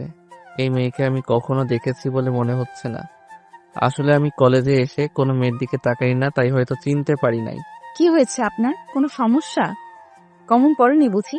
আপনি চাইলে আমার কাছ থেকে সাহায্য নিতে পারেন। আমি তো মেয়েটির কথা শুনে অবাক। এই মেয়ে বলে কি? তাকিয়ে থাকলে বুঝি আমি কিছু পারি না? কথাগুলো মনে মনে বলছি। জি না, আপনাকে ধন্যবাদ আমাকে বলার জন্য। আর আমার আলহামদুলিল্লাহ সবই কমন এসেছে। এই বলে আবার আমি লিখতে শুরু করলাম আর অন্যদিকে নীলাও তার মতো লিখছে। সবগুলোর উত্তর দেওয়া শেষ করে ক্লাসরুম থেকে বের হয়ে আসলাম। আমার সাথে সাথে নীলাও আমার পিছন পিছন আসতে লাগলো। কি ব্যাপার, আপনি আমার পিছন পিছন কোথায় যাচ্ছেন? এই যে আপনার কলমটা ভুল করে ফেলে গিয়েছিলেন, সেটা ফেরত দিতে আসলাম। ও সরি, তাড়াতাড়ি করতে গিয়ে রেখে এসেছিলাম। আপনাকে ধন্যবাদ। ধন্যবাদ দেওয়ার কি আছে? এর থেকে ভালো হতো যদি ক্যান্টিনে গিয়ে আমার সাথে এক কাপ চা কফি খেতেন। আজকে তো আর সময় হবে না, অন্য আরেকদিন সময় করে খাবো। আচ্ছা ঠিক আছে। বলেই নীলা চলে গেল আর আমি চলে গেলাম রিদিতার সাথে দেখা করতে। কলেজের এক প্রান্তে রিদিতা বসে ফোনে কার সাথে যেন কথা বলছে। আমি তার সামনে আসাতেই সে ফোনটা কেটে দিল। এই, তোমার আসার সময় হলো? আমি সেই কখন থেকে তোমার জন্য অপেক্ষা করছি। পরীক্ষা শেষ হলো, এরপর আসলাম। আর দেরি করার জন্য সরি। সরি বললে তো হবে না, এর জন্য তোমাকে শাস্তি পেতে হবে। তা কি শাস্তি? কান ধরে 1 মিনিট দাঁড়িয়ে থাকো, এটাই হলো তোমার শাস্তি। এটুকু ভুলের জন্য কান ধরতে হবে? না ধরলে কথা নেই তোমার সাথে। বুঝেছি, তুমি আমাকে ভালোবাসো না। যদি ভালোবাসতে তাহলে আমার সব কথা তুমি শুনতে। কথাগুলো বলে রিদিতা কান্না শুরু করে দিল। এখন উপায় না পেয়ে কান ধরে দাঁড়িয়ে আছি। এদিকে রিদিতা মনে মনে হাসছে আর বলেছে, এভাবে তোকে অল্প অল্প করে শাস্তি দিব। আমাকে চড় মারার শাস্তি তোকে তিলে তিলে বুঝিয়ে দিব। 1 মিনিট কান ধরে দাঁড়িয়ে থাকার পর হাত ছেড়ে দিলাম। ভাগ্যিস কেউ ছিল না এই সময় এইদিকে, তা না হলে আমার অবস্থা কি যে হত। এখন তো তুমি খুশি? খুব খুশি আমার জানুটা আমাকে সত্যি অনেক ভালোবাসে। তাহলে এখন আমি চলে যাই? হয়ে যাবে, তোমাকে না বলেছি আজকে ঘুরতে যাব? এখন চলো আমার সাথে। হৃদিতার সাথে যেতে লাগলাম। হৃদিতা তার গাড়ির সামনে এসে আমাকে বলল গাড়িতে গিয়ে উঠতে। আমি বললাম তোমার সমস্যা হবে। ওই আগের কথা বাদ, এখন তুমি আমার কলিজা, তাই তুমি গাড়িতে না উঠলে কে উঠবে শুনি?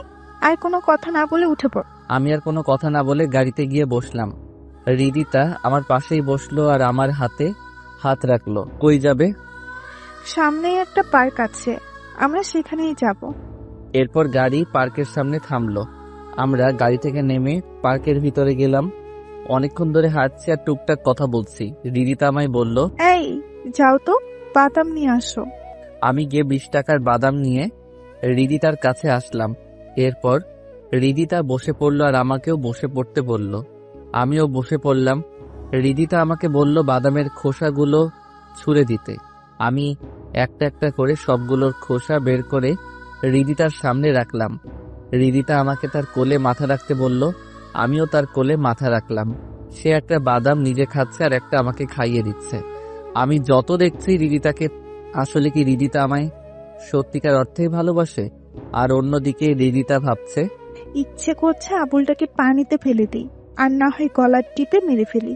ইস, বাসায় গিয়ে পাক্কা 2 ঘন্টা গোসল করতে হবে। এরপর তারা দুইজন তাদের দুইজনের চিন্তা থেকে বের হয়ে অন্যজনের দিকে কিছুক্ষণ তাকিয়ে রইল। কি ভাবছো? তেমন কিছু না, ভাবছি তুমি বাহিরে থেকে যেমনই হও না কেন, ভিতর থেকে তুমি অনেক ভালো। হৃদিতা মনে মনে ভাবছে আমি ভালো না খারাপ সেটা সময় হলেই জানতে। তাই বুঝি? এখন চলো, অনেক সময় হয়েছে, এবার বাসায় যাওয়া যাক। চলো। এরপর সেখান থেকে যে যার মতো বাসায় চলে আসলাম। এভাবে বেশ অনেক দিন কেটে গেল। পরীক্ষাও সবগুলো ভালোভাবে পরীক্ষা দিয়েছি, আশা করি একটা ভালো মার্ক পাবো। অন্যদিকে হৃদিতার সাথেও অনেক ঘুরলাম, একসাথে খাওয়া দাওয়া করলাম, কিন্তু তার প্রতি আমার কোনো ফিলিংস কাজ করছে না। এর মধ্যে অনেকবার হাত ধরা, তার কোলে মাথা রাখা, এমনকি পরীক্ষার শেষের দিন হৃদিতা আমায় কিস। এরপরও তার প্রতি আমার কোনো ফিলিংস কাজ করছে না। কথাগুলো মনে মনে ভাবছি। নীলা আমার সামনে এসে হাজির হলো। কি ব্যাপার মিস্টার, কি ভাবছে না তো? আমি চুপ করে অতল সমুদ্রে ভেবেই যাচ্ছি, তা দেখে নীলা আমায় হাত দিয়ে ধাক্কা দিল। এবার আমার হুঁশ ফিরে আসলো। আমি হুড়মুড়িয়ে তাকিয়ে দেখি নীলা আমার সামনে। কি ব্যাপার, আপনি এখানে?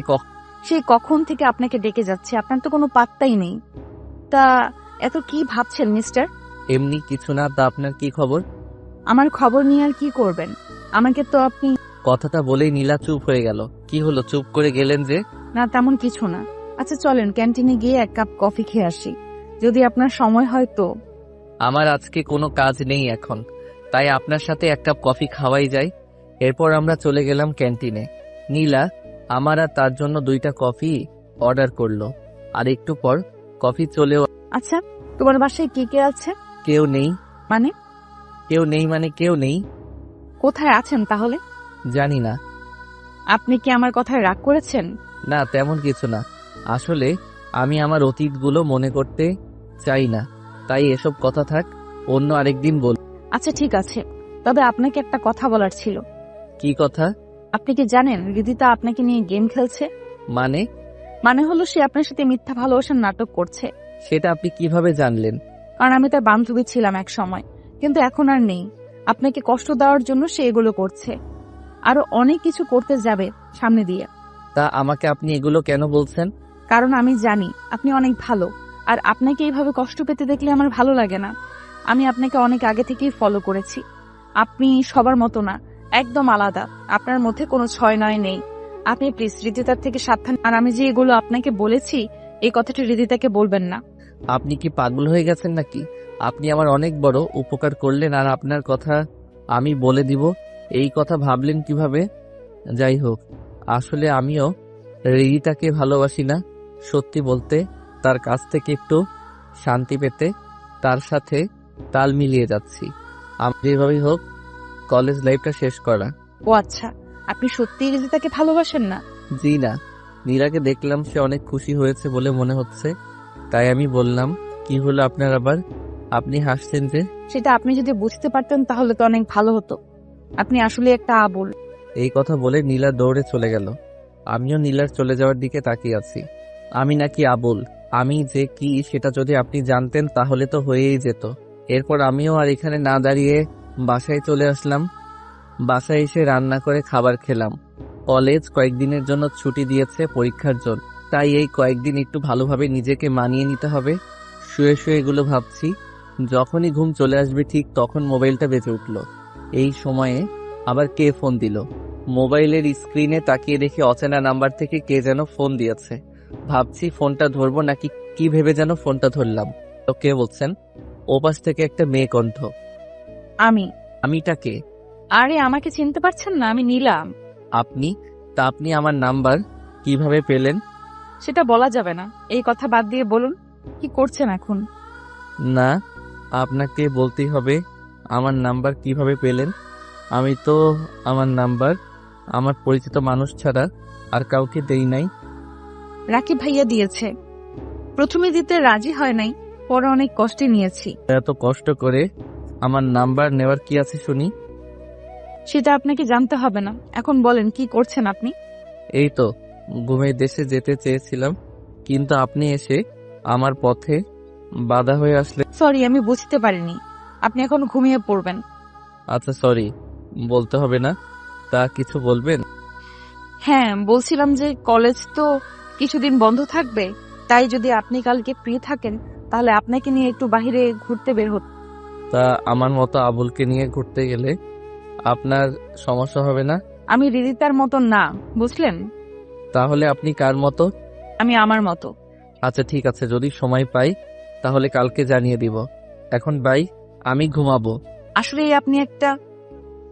কথাটা শেষ না করে নীলা ফোন কেটে দিল। বাকি কথাটা আমি জানি, আর সেটা হলো আমি একটা আবুল। আবুল হিসেবে দেখছি আমার বেশ সুনাম।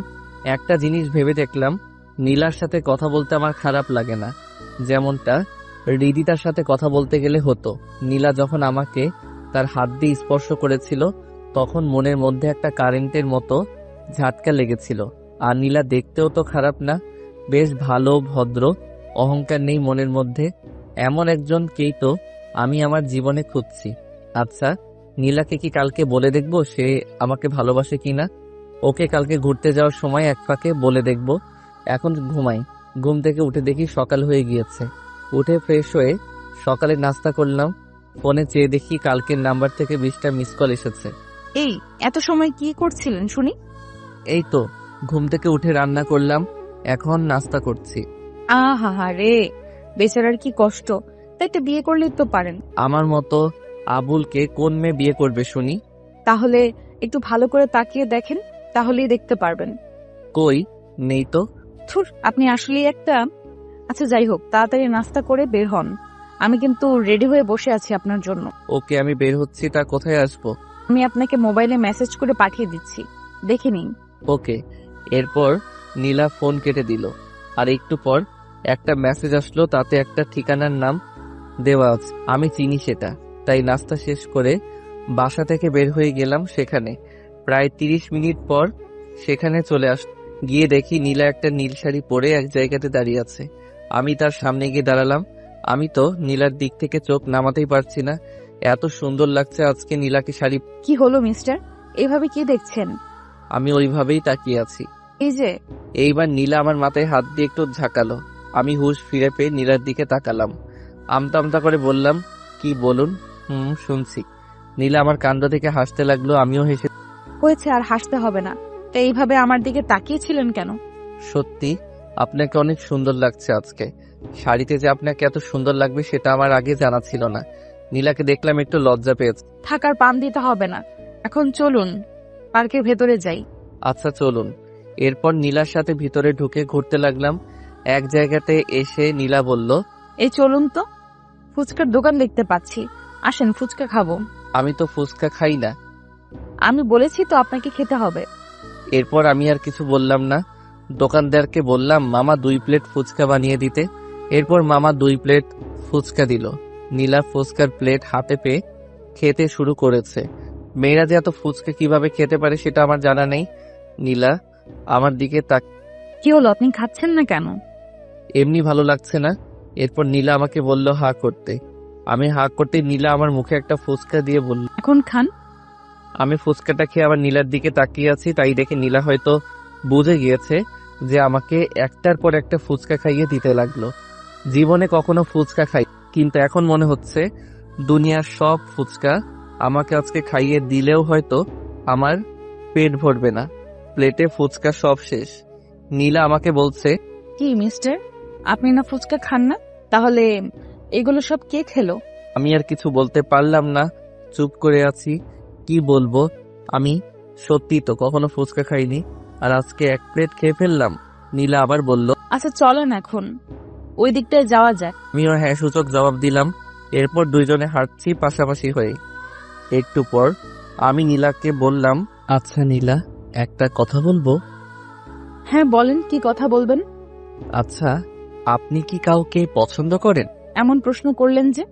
না, এমনি মনে হলো তাই বললাম। ও আচ্ছা, আসলে আমি একজনকে অনেক ভালোবাসি। সেই কলেজের প্রথম দিন যখন তাকে দেখেছিলাম, ঠিক তখন থেকেই সে সবার থেকে একদম আলাদা। গরিব ঘরের সন্তান হলেও তাকে আমি অনেক ভালোবাসি। আমার বুঝতে বাকি রইল না যে নীলা কার কথা বলছে। তারপরেও তাকে বললাম, এত সহজ করে বললাম, এরপরও আপনাকে তার নাম বলে দিতে হবে? আপনি সত্যি একটা আবুল। যান, আপনার সাথে কথা নেই। এই ছেলেটার নাম বলা যাবে কি? এই বলে নীলা চলে যেতে চাইল। আমি পিছন থেকে নীলার একটা হাত ধরে ফেললাম। নীলা দাঁড়িয়ে গেল। কি হয়েছে আপনার? আপনি আমাকে ধরলেন যে? তা এভাবে চলেই যাবেন নাকি সেই ছেলেটার মনের কথাটাও একটু শুনবেন? জি বলুন। ভালোবাসি। এইভাবে না, সুন্দর করে প্রপোজ করেন। তুমি হাসতে পারলে আমিও হাসতে পারবো, তুমি কাঁদতে পারলে আমিও কাঁদতে পারবো, তুমি ভালোবাসতে পারলে আমিও ভালোবাসতে পারবো, শুধু পারবো না তোমাকে ভুলে যেতে। I love you. এরপর নীলা আমাকে জড়িয়ে ধরলো আর কান্না করতে করতে, কখনো আমাকে ছেড়ে যাবেন না তো? জীবন থাকতে আপনাকে ভুলতে পারবো না, কিন্তু মরে গেলে তার কথা বলতে পারবো না। অনেক হয়েছে আপনি করে বলা, এখন থেকে তুমি করে বলবে। আচ্ছা ঠিক আছে। এরপর নীলা যা করলো তাতে তো আমি বাকরুদ্ধ, কারণ নীলা আমাকে কিস করেছে। প্রায় 5 মিনিট পর আমাকে ছেড়ে। এভাবে কেউ কিস করে? আর একটু হলে তো আমি পটল তুলতাম।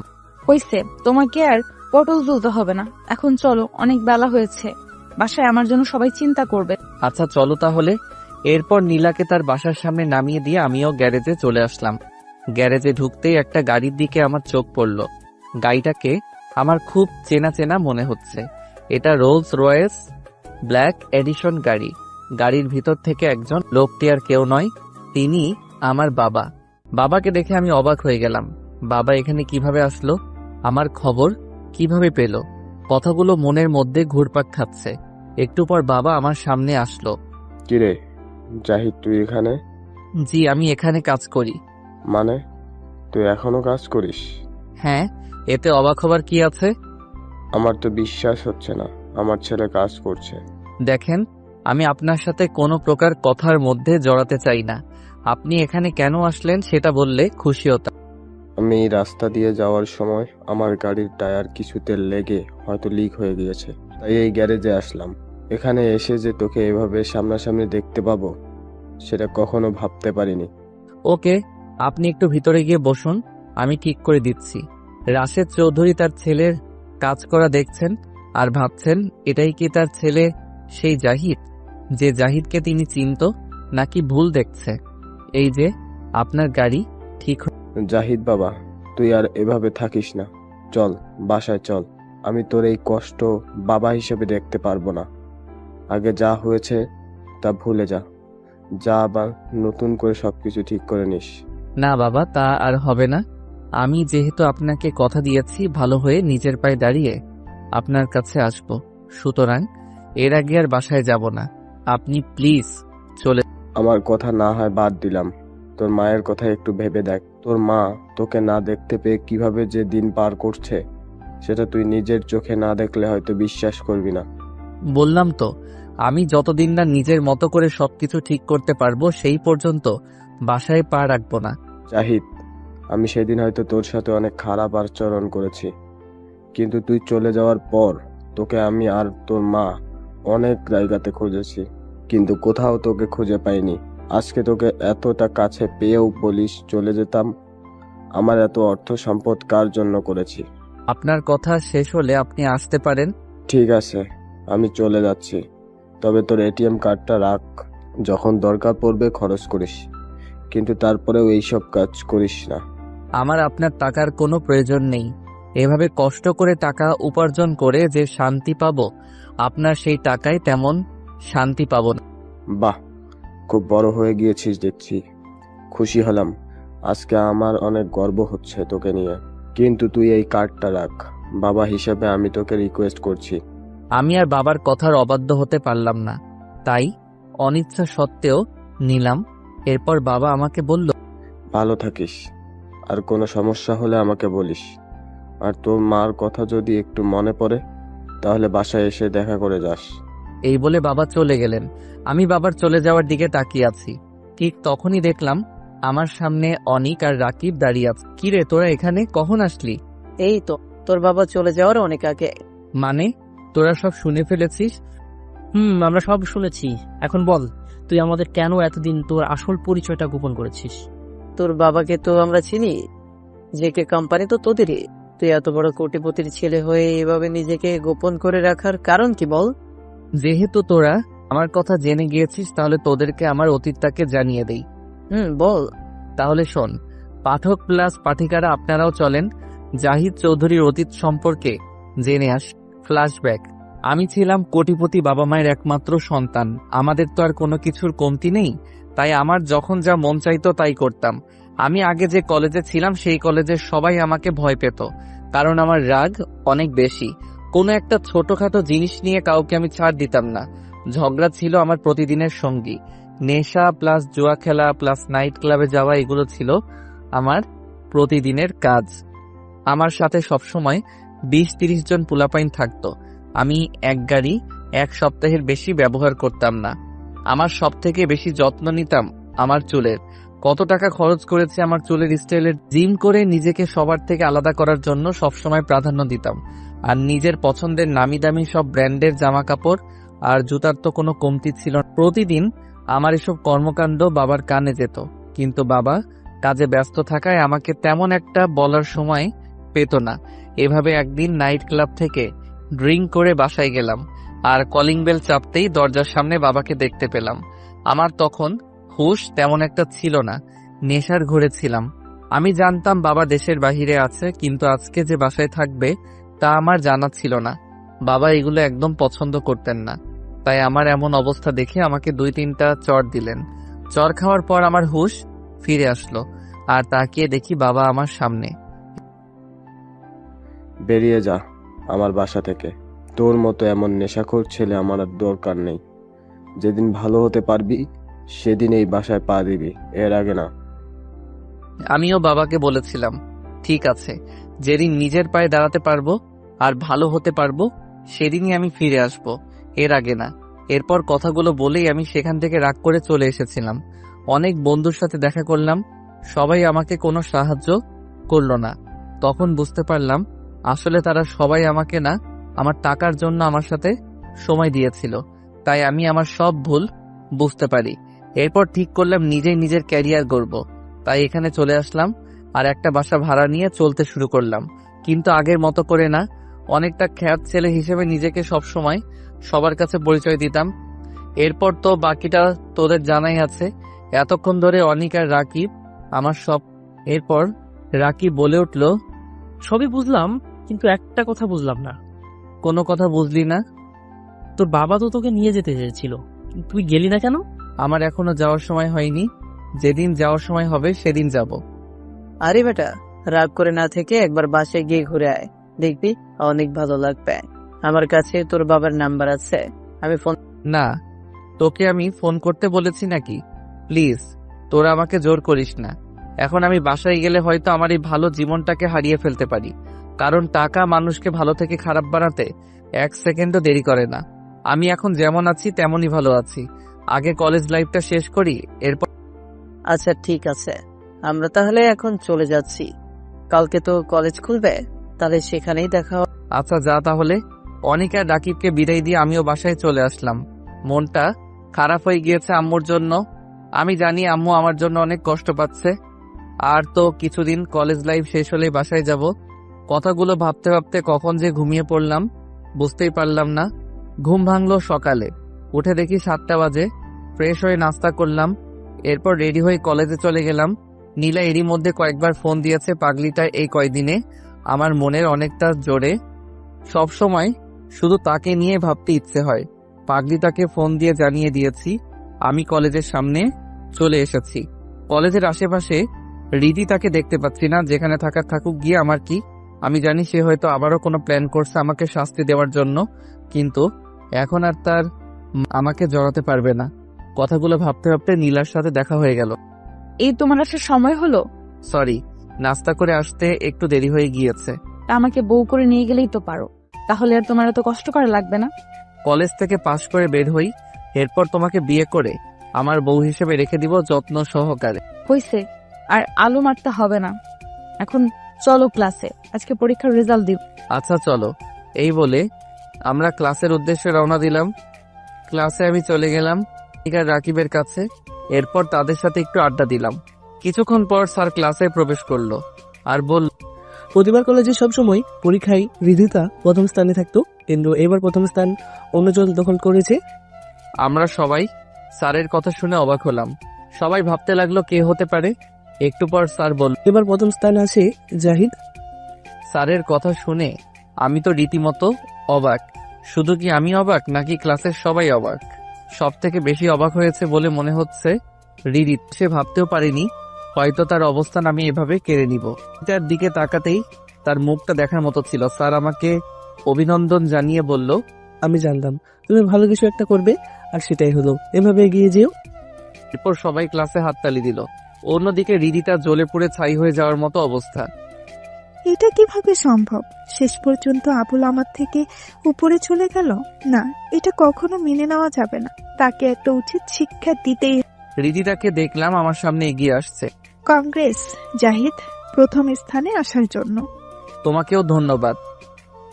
তা এই উপলক্ষে আজকে রাতে একটা পার্টির আয়োজন করব, তুমি সেখানে আসবে। ঠিক আছে, আমি সময় মতো চলে আসব। রিদিতা মনে মনে ভাবছে তুই শুধু একবার আয়, এরপর বাকিটা আমি দেখে নিব। আচ্ছা ঠিক আছে, রাত 10টায় চলে আসবে। আমি ঠিকানা তোমাকে মেসেজ করে পাঠিয়ে দিব। এরপর রিদিতা চলে গেল। অন্যরাও আমাকে অভিনন্দন জানাচ্ছে। নীলাকে দেখলাম আমাকে একটা ফ্লাইং কিস করলো। আমিও সেটা সবার আড়ালে হাতে নিয়ে পকেটে রেখে দিলাম। এটা দেখে নীলা হেসে দিল। এভাবে ক্লাস করে কলেজ থেকে একে একে অনেক রাকিব আর নীলার সাথে কথা বলে সবাইকে বিদায় দিয়ে বাসায় চলে আসলাম। অন্যদিকে রিদিতা তার বন্ধুদের সাথে প্ল্যান করছে কিভাবে আমাকে শাস্তি দেওয়া যায়। রিদিতা তার বন্ধুদের সব বুঝিয়ে দিচ্ছে। আর এদিকে আমি রাত 9টায় রিদিতার দেওয়ার ঠিকানায় চলে আসলাম। এসেই দেখি একটা ক্লাব। ভিতরে রিদিতা আর তার বন্ধুরা কথা বলছে। আমি তাদের সামনে যাওয়ার পর, তুমি চলে এসেছো? আচ্ছা চলো আমরা একটু ডান্স করি। আমি এগুলো পছন্দ করি না।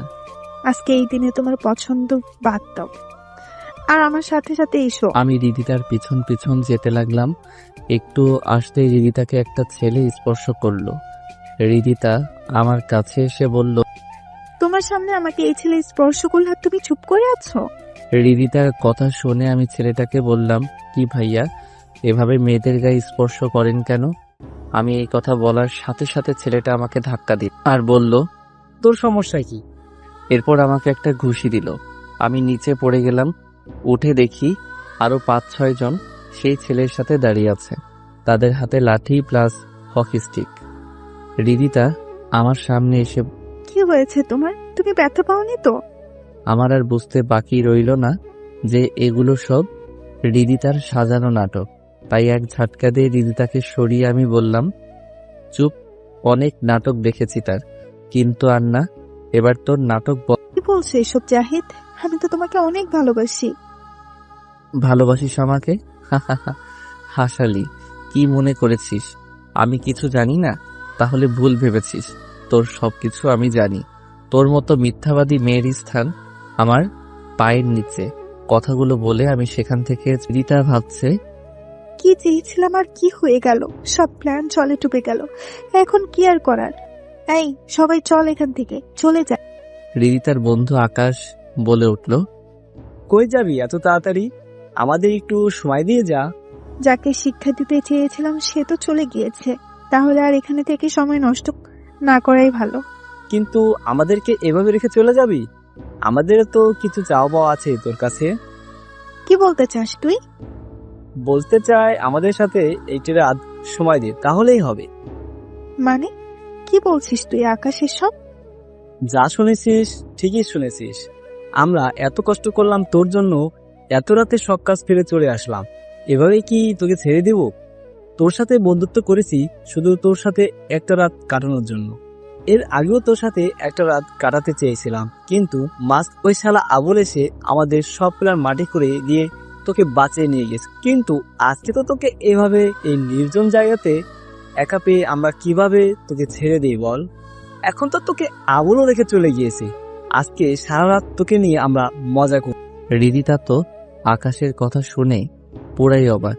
যাকে এতদিন সে অত্যাচার করেছিল সেই ছেলে তাকে একদিন বাঁচিয়েছিল, আর আমার বন্ধুর নামে যারা এতদিন আমার সাথে ছিল তারা আজকে এক একটা হাইনার দল হয়ে আছে আমাকে ছিঁড়ে খাওয়ার জন্য। এসবই আমার পাপের শাস্তি। আসলে আমার সাথে এমনটাই হওয়াটা স্বাভাবিক। এত রাতে আমার চিৎকারও কেউ শুনবে না। একজনকে শিক্ষা দিতে এসে আজকে আমি নিজেই শিক্ষা পেতে যাচ্ছি। কথাগুলো মনে করছি আর নিজের অজান্তে এখন আর কেঁদে কি লাভ হবে? এদের সাথে তো আমি একা একটা মেয়ে হয়ে পারবো না, তাই নিজেকে ওদের কাছে বিলিয়ে দেওয়া ছাড়া আমার আর কোনো রাস্তা খোলা। অন্যদিকে আমি মনে মনে ভাবছি, আচ্ছা রিদিতাকে কি এভাবে ওখানে রেখে আসাটা আমার উচিত হয়েছে? আমি তো জানি ওর বন্ধুরা ভালো না, আর এমনিতেই রাত অনেক। একবার কি গিয়ে দেখে আসবো? যাই গিয়ে দেখে আসি। আমি আবার সেখানে যেতে লাগলাম। গিয়ে দেখি রিদিতার জামা আকাশ টান দিয়ে বের করতে চাইল, আর রিদিতা চোখ বন্ধ করে কান্না করছে। এটা দেখে আমি আর ঠিক থাকতে পারলাম না। সোজা আকাশের সামনে গিয়ে তাকে দিলাম একটা ঘুষি। আমার ঘুষি খেয়ে সে মাটিতে পড়ে গড়াগড়ি করতে লাগলো। মুখে হাত দিতেই পর সবাই আমার দিকে তাকালো।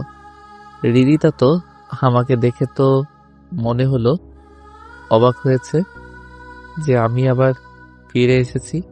এরপর আকাশের বাকি ৬-৭টা বন্ধু আমার সামনে এসে সবার হাতে লাঠি আর হকি স্টিক। একজন হকি স্টিক নিয়ে আমাকে তেড়ে আসলো বাড়ি মারার জন্য। আমি একটু সরে গিয়ে তার হাত থেকে হকি স্টিকটা হাতে নিয়ে দিলাম একটা বাড়ি। আমার বাড়ি দেওয়ার সাথে সাথে ছেলে মাটিতে পড়ে গেল। পিছন থেকে একজন আমার জামা ধরে টান দিল। এতে করে আমার জামাটা খুলে যাওয়াতে আমার খালি শরীরটা সবাই দেখতে পেল। আমার এমন শরীর দেখে তো এক একজনের চোখ ছান। আমি একে একে সবগুলোকে মারলাম। সবাই আমার মার খেয়ে নিচে পড়ে আছে। আমার চোখ থেকে চশমাটা পড়ে গিয়েছে মারামারি করার সময়, আর চুলগুলো স্বাভাবিক অবস্থায় নেই, আমার আগের অবস্থায় আছে চুলগুলো। আমার শরীর দেখে তো রিদিতা হা হয়ে তাকিয়ে আছে আমার দিকে। আমি রিদিতার দিকে দাঁড়িয়ে বললাম, এবার চলুন আপনাকে আপনার বাসায় নামিয়ে দিয়ে আসি। রিদিতা কোনো কথা বলছে না, শুধু আমার দিকে চেয়ে আছে। তাই আমি আবারও বললাম, এই যে চলেন। এইবার রিদিতা আমার কথা মনে হয় শুনতে পেয়েছে, তাই কে আপনি? আপনি তো আবুল না। আমার সামনে যে দাঁড়িয়ে আছে সে আর যাই হোক আবুল হতে পারে না। সে প্রশ্নের উত্তর এখন দেওয়ার সময় না। এখন চলুন আপনাকে আপনার বাসায় দিয়ে আসি। এরপর রিদিতা আর কোনো কথা বলল না, আমার সাথে সাথে আসতে লাগলো। পিছন থেকে আকাশ বলল, তোকে আমি কালকে দেখে নিব, তুই কালকে কলেজে আয়, এরপর দেখবি এই আকাশ কি। আমি তার সামনে গিয়ে বললাম, তোর কে কে আছে কালকে নিয়ে আসিস আমার সামনে। এরপর কথাটা বলেই তার বুক বরাবর একটা কিক দিলাম। এক কিকে সে অজ্ঞান। রিদিতাকে তার গাড়িতে বসিয়ে দিলাম, আর আমি গাড়ি চালাচ্ছি। রিদিতা শুধু আমার দিকে তাকিয়ে আছে, সেটা আমি খুব ভালো করেই বুঝতে পেরেছি। কিন্তু এখন আর চেয়ে কোনো লাভ হবে না, কারণ তোমার থেকে অনেক ভালো মেয়ে আমি পেয়ে গিয়েছি আমার জীবনে। কথাগুলো ভাবতে ভাবতে রিদিতার বাড়ির সামনে চলে আসলাম। এরপর তাকে বাসার সামনে নামিয়ে দিয়ে আমি আমার বাসার রিদিতা আমাকে ডাক দিয়েছিল, কিন্তু আমি তার কথার কোনো সাড়া না দিয়ে চলে এসেছি। বাসায় এসেই সকালে ঘুম থেকে উঠতে একটু দেরি হয়ে গিয়েছে। উঠে ফ্রেশ হয়ে নাস্তা করে কলেজের উদ্দেশ্যে রওনা দিলাম। নীলা আমাকে অনেকবার ফোন দিয়েছে, আবার মেসেজও দিয়েছে। আমি তো কিছু টের পাই নাই। আল্লাহ জানে আমার কপালে আজকে। কলেজের ভিতরে ঢুকতেই দেখি 70-80 জন ছেলে দাঁড়িয়ে আছে পুরো মাঠ জুড়ে। সবার হাতে লাঠি আর হকি স্টিক। সবার সময় দাঁড়িয়ে আছে আকাশ। কিরে, বলেছিলাম না তোকে, আমাকে মেরেছিস তুই। এখন কে তোকে বাঁচাবে বল? তোকে আজকে মেরে এই কলেজে পুঁতে রাখবো। আমি একটু ঘাবড়ে গেলাম, কারণ 10 জন হলেও আমি তাদের সাথে পেরে উঠতাম, কিন্তু এত ছেলের সাথে পেরে ওঠা কখনো সম্ভব না। কলেজের সামনে সবাই দাঁড়িয়ে আছে, রিদিতাও আছে একপাশে, সে কান্না করছে বলে মনে হচ্ছে। অন্য পাশে নীলাকেও দেখলাম, সে তো কিছু বুঝতেই পারছে না। এরপর আকাশ আমার দিকে এগিয়ে আসতে যাবে, ঠিক এমন পিছনে তাকিয়ে দেখে একটার পর একটা গাড়ি আসতেছে লাইন ধরে। পুরো কলেজের চক্করে গাড়ি দিয়ে ভরে গেল মুহূর্তের মধ্যে। হেলিকপ্টারের শব্দ শুনে তাকিয়ে দেখি একটা হেলিকপ্টার উপর থেকে নিচে নামছে। নিচে নামতেই দেখলাম ভিতর থেকে আর কেউ না, আমার বাবা নেমে আসতেছে। আর গাড়ি এসেছে মনে হয় 30টা হবে। এর মধ্যে পুলিশের গাড়ি 5টা দেখলাম। গাড়ি থেকে নেমে সবাই আমার পিছনে চলে আসলো, সবার হাতেই পিস্তল। একজন আমার মাথার উপরে, একটা। সবাই তো হা করে তাকিয়ে আছে, কি হচ্ছে এসব? আর আমার মতো খ্যাত ছেলের পিছনে বডিগার্ডের মতো পিস্তল নিয়ে কেন সবাই দাঁড়িয়ে আছে? কেউ কিছু বুঝে উঠতে পারছে না। বাবা আমার সামনে এসেই, কার এত বড় সাহস যে আমার ছেলেকে মারার জন্য এসেছে এখানে? বাবার মুখ থেকে এমন কথা শুনে কলেজের সবাই যেন বাকরুদ্ধ হয়ে গিয়েছে, কারণ জেকে কোম্পানির মালিকের ছেলে যে আমি, সেটা মনে হয় কেউ কল্পনাতেও ভাবতে পারে। এরপর বাবাকে দেখলাম আকাশের দিকে তাকিয়ে বলল, কিরে, তুই আমার ছেলেকে মারতে এসেছিস? সাহস থাকলে আমার ছেলের গায়ে একটা টোকা দিয়ে দেখা। এরপর পুলিশ এসে সবগুলোকে হাত করা লাগিয়ে বলল, আর কারোর সাথে ঝামেলা করার জায়গা পেলি না, এবার জেলে চল, সারা জীবন সেখানে পচে মরবি। এই বলে সবগুলোকে গাড়িতে তুলে নিয়ে গেল। আর এদিকে নীলা এসে আমায় জড়িয়ে ধরে বলেছে, তোমার কিছু হয়নি তো? আরে কি করছো? আমার কিছু হয়নি, ছাড়ো আমাকে, সবাই দেখছে আর এখানে আমার বাবা আছে। কথাটা শুনে নীলা আমার কাছ থেকে সামনের দিকে তাকিয়ে দেখে একজন দাঁড়িয়ে আছে। তা দেখে নীলা লজ্জায় পড়ে গেল আর আমার পিছনে লুকিয়ে রইল। এরপর বাবা নীলাকে ডাক দিল ওনার সামনে যাওয়ার জন্য। আমি অভয় দিয়ে বললাম যাওয়ার জন্য। এরপর নীলাকে কি যেন বাবা বলল। এরপর বাবা আবার হেলিকপ্টার করে চলে গেলেন, আর গাড়িগুলো কলেজের মাঠ থেকে একটা একটা করে চলে গেল। অনিক আর রাকিব আমার সামনে আসলো। আমি রাকিবকে বললাম, বাবা এখানে কিভাবে আসলো? সবাই চুপ। আমি একটু রেগে আবার কথাটা বলাতে, বন্ধু, রাগ করিস না, আমরাই তোর বাবাকে ফোন দিয়েছিলাম, ছাড়া আমাদের আর কিছু করার ছিল না। ওরা সংখ্যায় অনেক ছিল, তাই আমরা অনেক ভয় পেয়ে গিয়েছিলাম। আচ্ছা ঠিক আছে, এই না হলে তোর আমার বন্ধু। এরপর নীলা আমাকে এসে বলল, তুমি এতদিন আমার কাছ থেকে এত বড় একটা সত্যি লুকিয়ে রেখেছিলে? আসলে আমি চাইনি আমাদের কলেজের জীবন শেষ হওয়ার আগে তোমাকে কিছু বলতে, কিন্তু এইভাবে যে সবাই জেনে যাবে সেটা কখনো ভাবিনি। এখন বলো বাবা তোমাকে ওই সময় কি বলে? সেটা এখন বলবো না, কালকে আমার সাথে এক জায়গাতে যাবে, তখন বলবো। আমি নীলার কথায় হ্যাঁ সূচক জবাব দিলাম। অন্যদিকে রিদিতা বুঝে গিয়েছে আমার আর নীলার সম্পর্ক অনেক দূর চলে গিয়েছে। সে মনে মনে ভাব, হে আমি কি করলাম? নিজের হাতে নিজের ভালোবাসাকে এভাবে অন্যের হাতে তুলে দিলাম। এখন তো আমি জাহিদের কাছে মিথ্যাবাদী মেয়ে ছাড়া আর কিছুই না। তার সামনে যাওয়ার মতো অবস্থাও আমার। এখন আর কান্না করে কি হবে? এখন এই কান্নার কোনো দাম নেই। আসলে সময় থাকতে সময়ের মূল্য দিতে না পারলে পরিশেষে এমনটাই ঘটে। রিদিতার আর এগুলো দেখতে পাচ্ছে না, তাই সে ওখান থেকে। এদিকে আমি আর নীলা একজন আরেকজনের সাথে আরো কিছু কথা বলে যে যার মতো বাসায় চলে আসলাম। আজকে আর ক্লাস করলাম না। আজকে যা ঘটেছে, এরপর ক্লাস করতে কারই বা ভালো লাগে। বাসায় এসে দিলাম একটা ঘুম ভাঙলো মোবাইলের শব্দে। তাকিয়ে দেখি নীলা কল দিয়েছে। কি মিস্টার, এখনো ঘুম শেষ হয়নি? দিলে তো আমার কাঁচা ঘুমটা শেষ করে। একদম ভালো করেছি। এখন বেশি কথা না বলে শোনো আমি কি বলছি। কালকে সকাল 8টায় রেডি হয়ে আমার বাসার সামনে থাকবে। কিন্তু কেন? তোমাকে যা বলেছি তাই করো। এত কথা কেন বলছো তুমি? আচ্ছা ঠিক আছে, এখন তাহলে রাখছি, আমার অনেক ঘুম পেয়েছে। ঠিক আছে, তাহলে ঘুমাও, বাই। আমিও বাই বলে আবার ঘুমিয়ে পড়লাম। এরপর সকালবেলা ঘুম থেকে উঠে ফ্রেশ হয়ে নাস্তা করে বের হলাম নীলাদের বাসার উদ্দেশ্যে। নীলাদের বাসায় এসে নীলাকে একটা কল দিলাম। একটু পর নীলা একটা নীল শাড়ি পরে আমার সামনে আসতে লাগলো। পার্কে দেখা করার দিনের মতো আজকেও নীলাকে নীল শাড়িতে অনেক সুন্দর লাগছে। এখন চলো, আমরা যাবোটা কোথায়? আমি যেখানে যেতে বলবো সেখানেই যাবে। এরপর নীলা তাদের গাড়িতে ঢুকলো আর আমাকেও ভিতরে আসতে বলল। আমি আর কিছু না বলে গাড়ির ভিতরে গিয়ে নীলার সাথে বসে পড়লাম। নীলা মনে হয় গাড়ির ড্রাইভারকে আগেই কোথায় যেতে হবে সেটা বলে দিয়েছিল, তাই ড্রাইভার কিছু না বলে গাড়ি চালাতে লাগলো। আমি একটু পরপর নীলার দিকে তাকাচ্ছি, তাই দেখে কি হয়েছে তোমার? এভাবে তাকিয়ে কি দেখছো? তোমাকে দেখছি। আজকে তোমাকে অনেক সুন্দর লাগছে। আমার কথা শুনে নীলা আমার বুকের লজ্জায় লুকিয়ে পড়ল। আমি আর কিছু না বলে পাগড়িটাকে জড়িয়ে ধরলাম। প্রিয় মানুষকে মন থেকে ভালোবাসলে তাকে ছাড়া আর অন্য কিছু মাথায় ঢোকে না। কথাগুলো ভাবতে ভাবতে হঠাৎ বাহিরে চোখ যেতেই তাকিয়ে দেখলাম আমার খুব পরিচিত একটা জায়গাতে গাড়িটা যাচ্ছে। এই সেই জায়গা যার বাঁধন থেকে একসময় আমি সবকিছু ছেড়ে চলে গিয়েছিলাম। কিন্তু এখানে কেন নীলা আমাকে নিয়ে আসলো? আর একটু যেতেই আমাদের বিশাল বাড়ির গেটের সামনে আসলো। এটা দেখে আমি নীলাকে এমনি এসেছি। না, আমি সেখানে যাব না, চলো আমরা ফিরে যাই। প্লিজ জাহিদ, এমন পাগলামো করো না। আমি আঙ্কেলকে কথা দিয়েছি তোমাকে আমি তোমাদের বাসায় নিয়ে আসব। আর আমি যদি তোমাকে তাদের সামনে নিয়ে যেতে পারি তাহলে তারা আমাকে বউ হিসেবে মেনে নেবেন।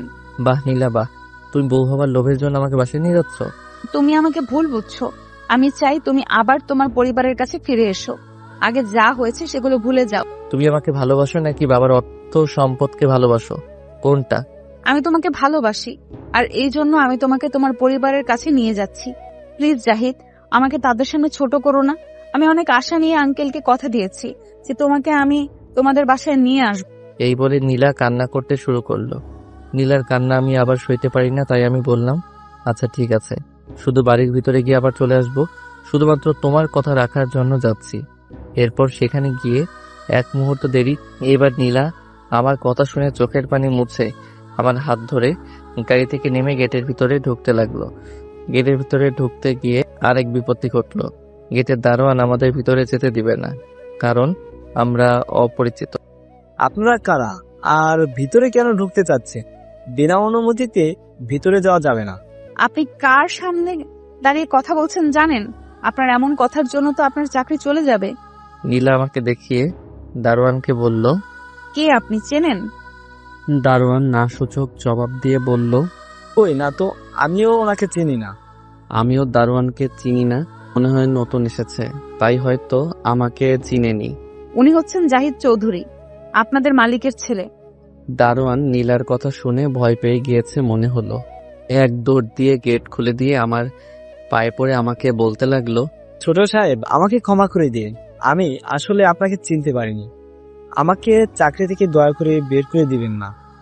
আরে কি করছেন, উঠুন বলছি। আপনি আপনার জায়গা থেকে ঠিক কাজই করেছেন। আপনি একজন সৎ আদর্শবান হিসেবে নিজের কাজকে সম্মান দিয়েছেন। আমি আপনার এমন কাজ দেখে অনেক খুশি হয়েছি। এরপর সেখান থেকে সামনের দিকে হাঁটতে লাগলাম। সেই চিরচেনা জায়গা। গেট থেকে বাড়ির দরজায় হেঁটে আসতে লাগে 2 মিনিট। নীলা তো এত বড় প্রাসাদের মতো বাড়ি দেখে অবাক হয়ে এদিকে ওদিকে তাকাচ্ছে। আমরা দরজার সামনে এসে দাঁড়ালাম। দরজায় কলিং বেল চাপতেই ভিতর থেকে আম্মু দরজা খুলে দিল। এরপর আমাকে দেখে আমাকে জড়িয়ে ধরে হাউমাউ করে কান্না করতে লাগলো। বাবাকে দেখলাম, মনে হয় অফিসের কাজের জন্য বের হবেন, কিন্তু আমাকে দেখে বাবাও আমার কাছে ছুটে আসলেন। আমি আম্মুকে আমার কাছ থেকে সরিয়ে নীলাকে বললাম, এই তোমার কথা মতো আমি বাসায় এসেছি, এখন আর এক মুহূর্ত নয়। আম্মু আর বাবা তো আমার কথা শুনে অবাক হয়ে গেছেন। তারা মনে করেছেন আমি সব ভুলে গিয়ে আবার বাসায় চলে এসেছি, কিন্তু তারা তা। জাহিদ, কি বলছো এগুলো? ওনারা তোমার বাবা মা, কিভাবে পারবে তুমি ওনাদের ছেড়ে চলে যেতে? দেখো নীলা, তোমার কথায় আমি এখানে এসেছি, কিন্তু আমার এই বাসায় থাকতে একদম ইচ্ছে করছে না। তাই তুমি চলো আমার সাথে। আরে আমি যাব না, তুমি প্লিজ তোমার মা বাবাকে আর কষ্ট দিও না। ওনারা তোমাকে ছেড়ে অনেক কষ্টে আছে। এখন তুমি যদি চলে যাও তাহলে তোমার মা আবার অসুস্থ হয়ে। নীলা, তুমি আমার সাথে যাবে কিনা? যদি তুমি আমাকে সত্যিই ভালোবেসে থাকো তাহলে তুমি তোমার বাবা মায়ের কাছে যাও আর তাদের সাথে কথা বলো। আর যদি চলে যাও তাহলে মনে করব তুমি আমাকে কখনো ভালোই বাসো। আমি নীলার কথা শুনে কিছু না বলে পিছনে ফিরে বাহিরে চলে আসতে লাগলাম, কিন্তু নীলার কান্নার শব্দ আমার কানে আসতে লাগলো। আমি তো নীলার কান্না একদম সইতে পারি না, আর নীলাকে ছাড়া আমি তো একা চলতেও পারবো না। পাগলিটা আমাকে এরকম একটা পরিস্থিতিতে ফেলে দিবে ভাবতেও পারিনি। আম্মুর তো কোনো দোষ নেই, এখন আমার কি করা দরকার? আম্মুর কাছে যাব? আর কিছু না ভেবে সোজা আম্মুকে জড়িয়ে ধরলাম। বাবাকেও ইশারা দিয়ে ডাক দিলাম, বাবাও আমাকে জড়িয়ে ধরল। এরপর নীলাকেও বাবা সামনে আসতে বলল। নীলা সামনে আসতেই বাবা বলল, তুমি পেরেছো মা, আমাদের রত্নকে আমাদের মাঝে ফিরিয়ে দিতে। আমি খুব শীঘ্রই তোমাদের বিয়ে দেওয়ার ব্যবস্থা করছি। আমি বাবাকে বললাম, বাবা আমি এখন বিয়ে করব না, আগে আমার পড়ালেখা শেষ হবে, এরপর আমি বিয়ে করব। এরপর বাবা নীলাকে বলল, মা, এতে তোমার কোনো সমস্যা নেই তো? নীলা মাথা নেড়ে না বলল। এভাবে আমার আগের জীবন ফিরে পেলাম, আর দেখতে দেখতে কলেজের জীবনও শেষ করে ফেলেছি। এই কয়েকটা বছরে কলেজে হৃদিতাকে দেখেছিলাম, সবসময় মন মরা হয়ে থাকতো। আমার সাথে অনেকবার কথা বলতে চেয়েছিল, কিন্তু আমি তার সাথে কখনো কথা না বলে এড়িয়েই চলতাম। এভাবে আমাদের বিয়েটাও হয়ে গেল। দুই পরিবারের সমন্বয়ে বিয়েটা হয়েছিল। আজকে আমাদের বিয়ের 2 বছর পূর্ণ হয়েছে। এই 2 বছরে প্রতিটি দিন নীলা আমাকে সবসময় এত যত্ন নিত, যেন আমার কাছে মনে হতো কাল। অনেক ভালোবাসা পেয়েছি নীলার কাছ থেকে। এখন আমি বাবার বিজনেস দেখাশোনা করি। নীলা একটু পরপর আমাকে কল করে জানতে চাইবে কি করি, ঠিক সময় খাবার খেয়েছি কিনা, আর কতক্ষণ লাগবে বাসায় আসতে। আমার নীলার এই পাগলামিগুলো অনেক ভালো লাগে। আজকে অফিসের একটা ফাইলে কাজ করার সময় হঠাৎ মোবাইলটা বেজে উঠল। চেয়ে দেখি বাবা কল দিয়েছে। আমি কলটা ধরে বাবাকে সালাম জানালাম। বাবা আমার সালামের উত্তর দিয়ে বললেন, আচ্ছা, তোর তো এখন কাজের চাপ অনেক বেড়ে গিয়েছে, তাই না? বলতে কি অনেকটাই চাপ। সেজন্য তোর জন্য একটা পিএ নিয়োগ দিয়েছি। তুই তাকে তোর পিএ হিসেবে রেখে দে, তোর জন্য অনেক সাহায্য হবে। আচ্ছা বাবা, ঠিক আছে, পাঠিয়ে দিও, আমি কথা বলে জেনে দেখব। তোর কেবিনের সামনেই বসে আছে। আচ্ছা ঠিক আছে, আমি পিয়নকে দিয়ে আমার কাছে আসতে বলছি।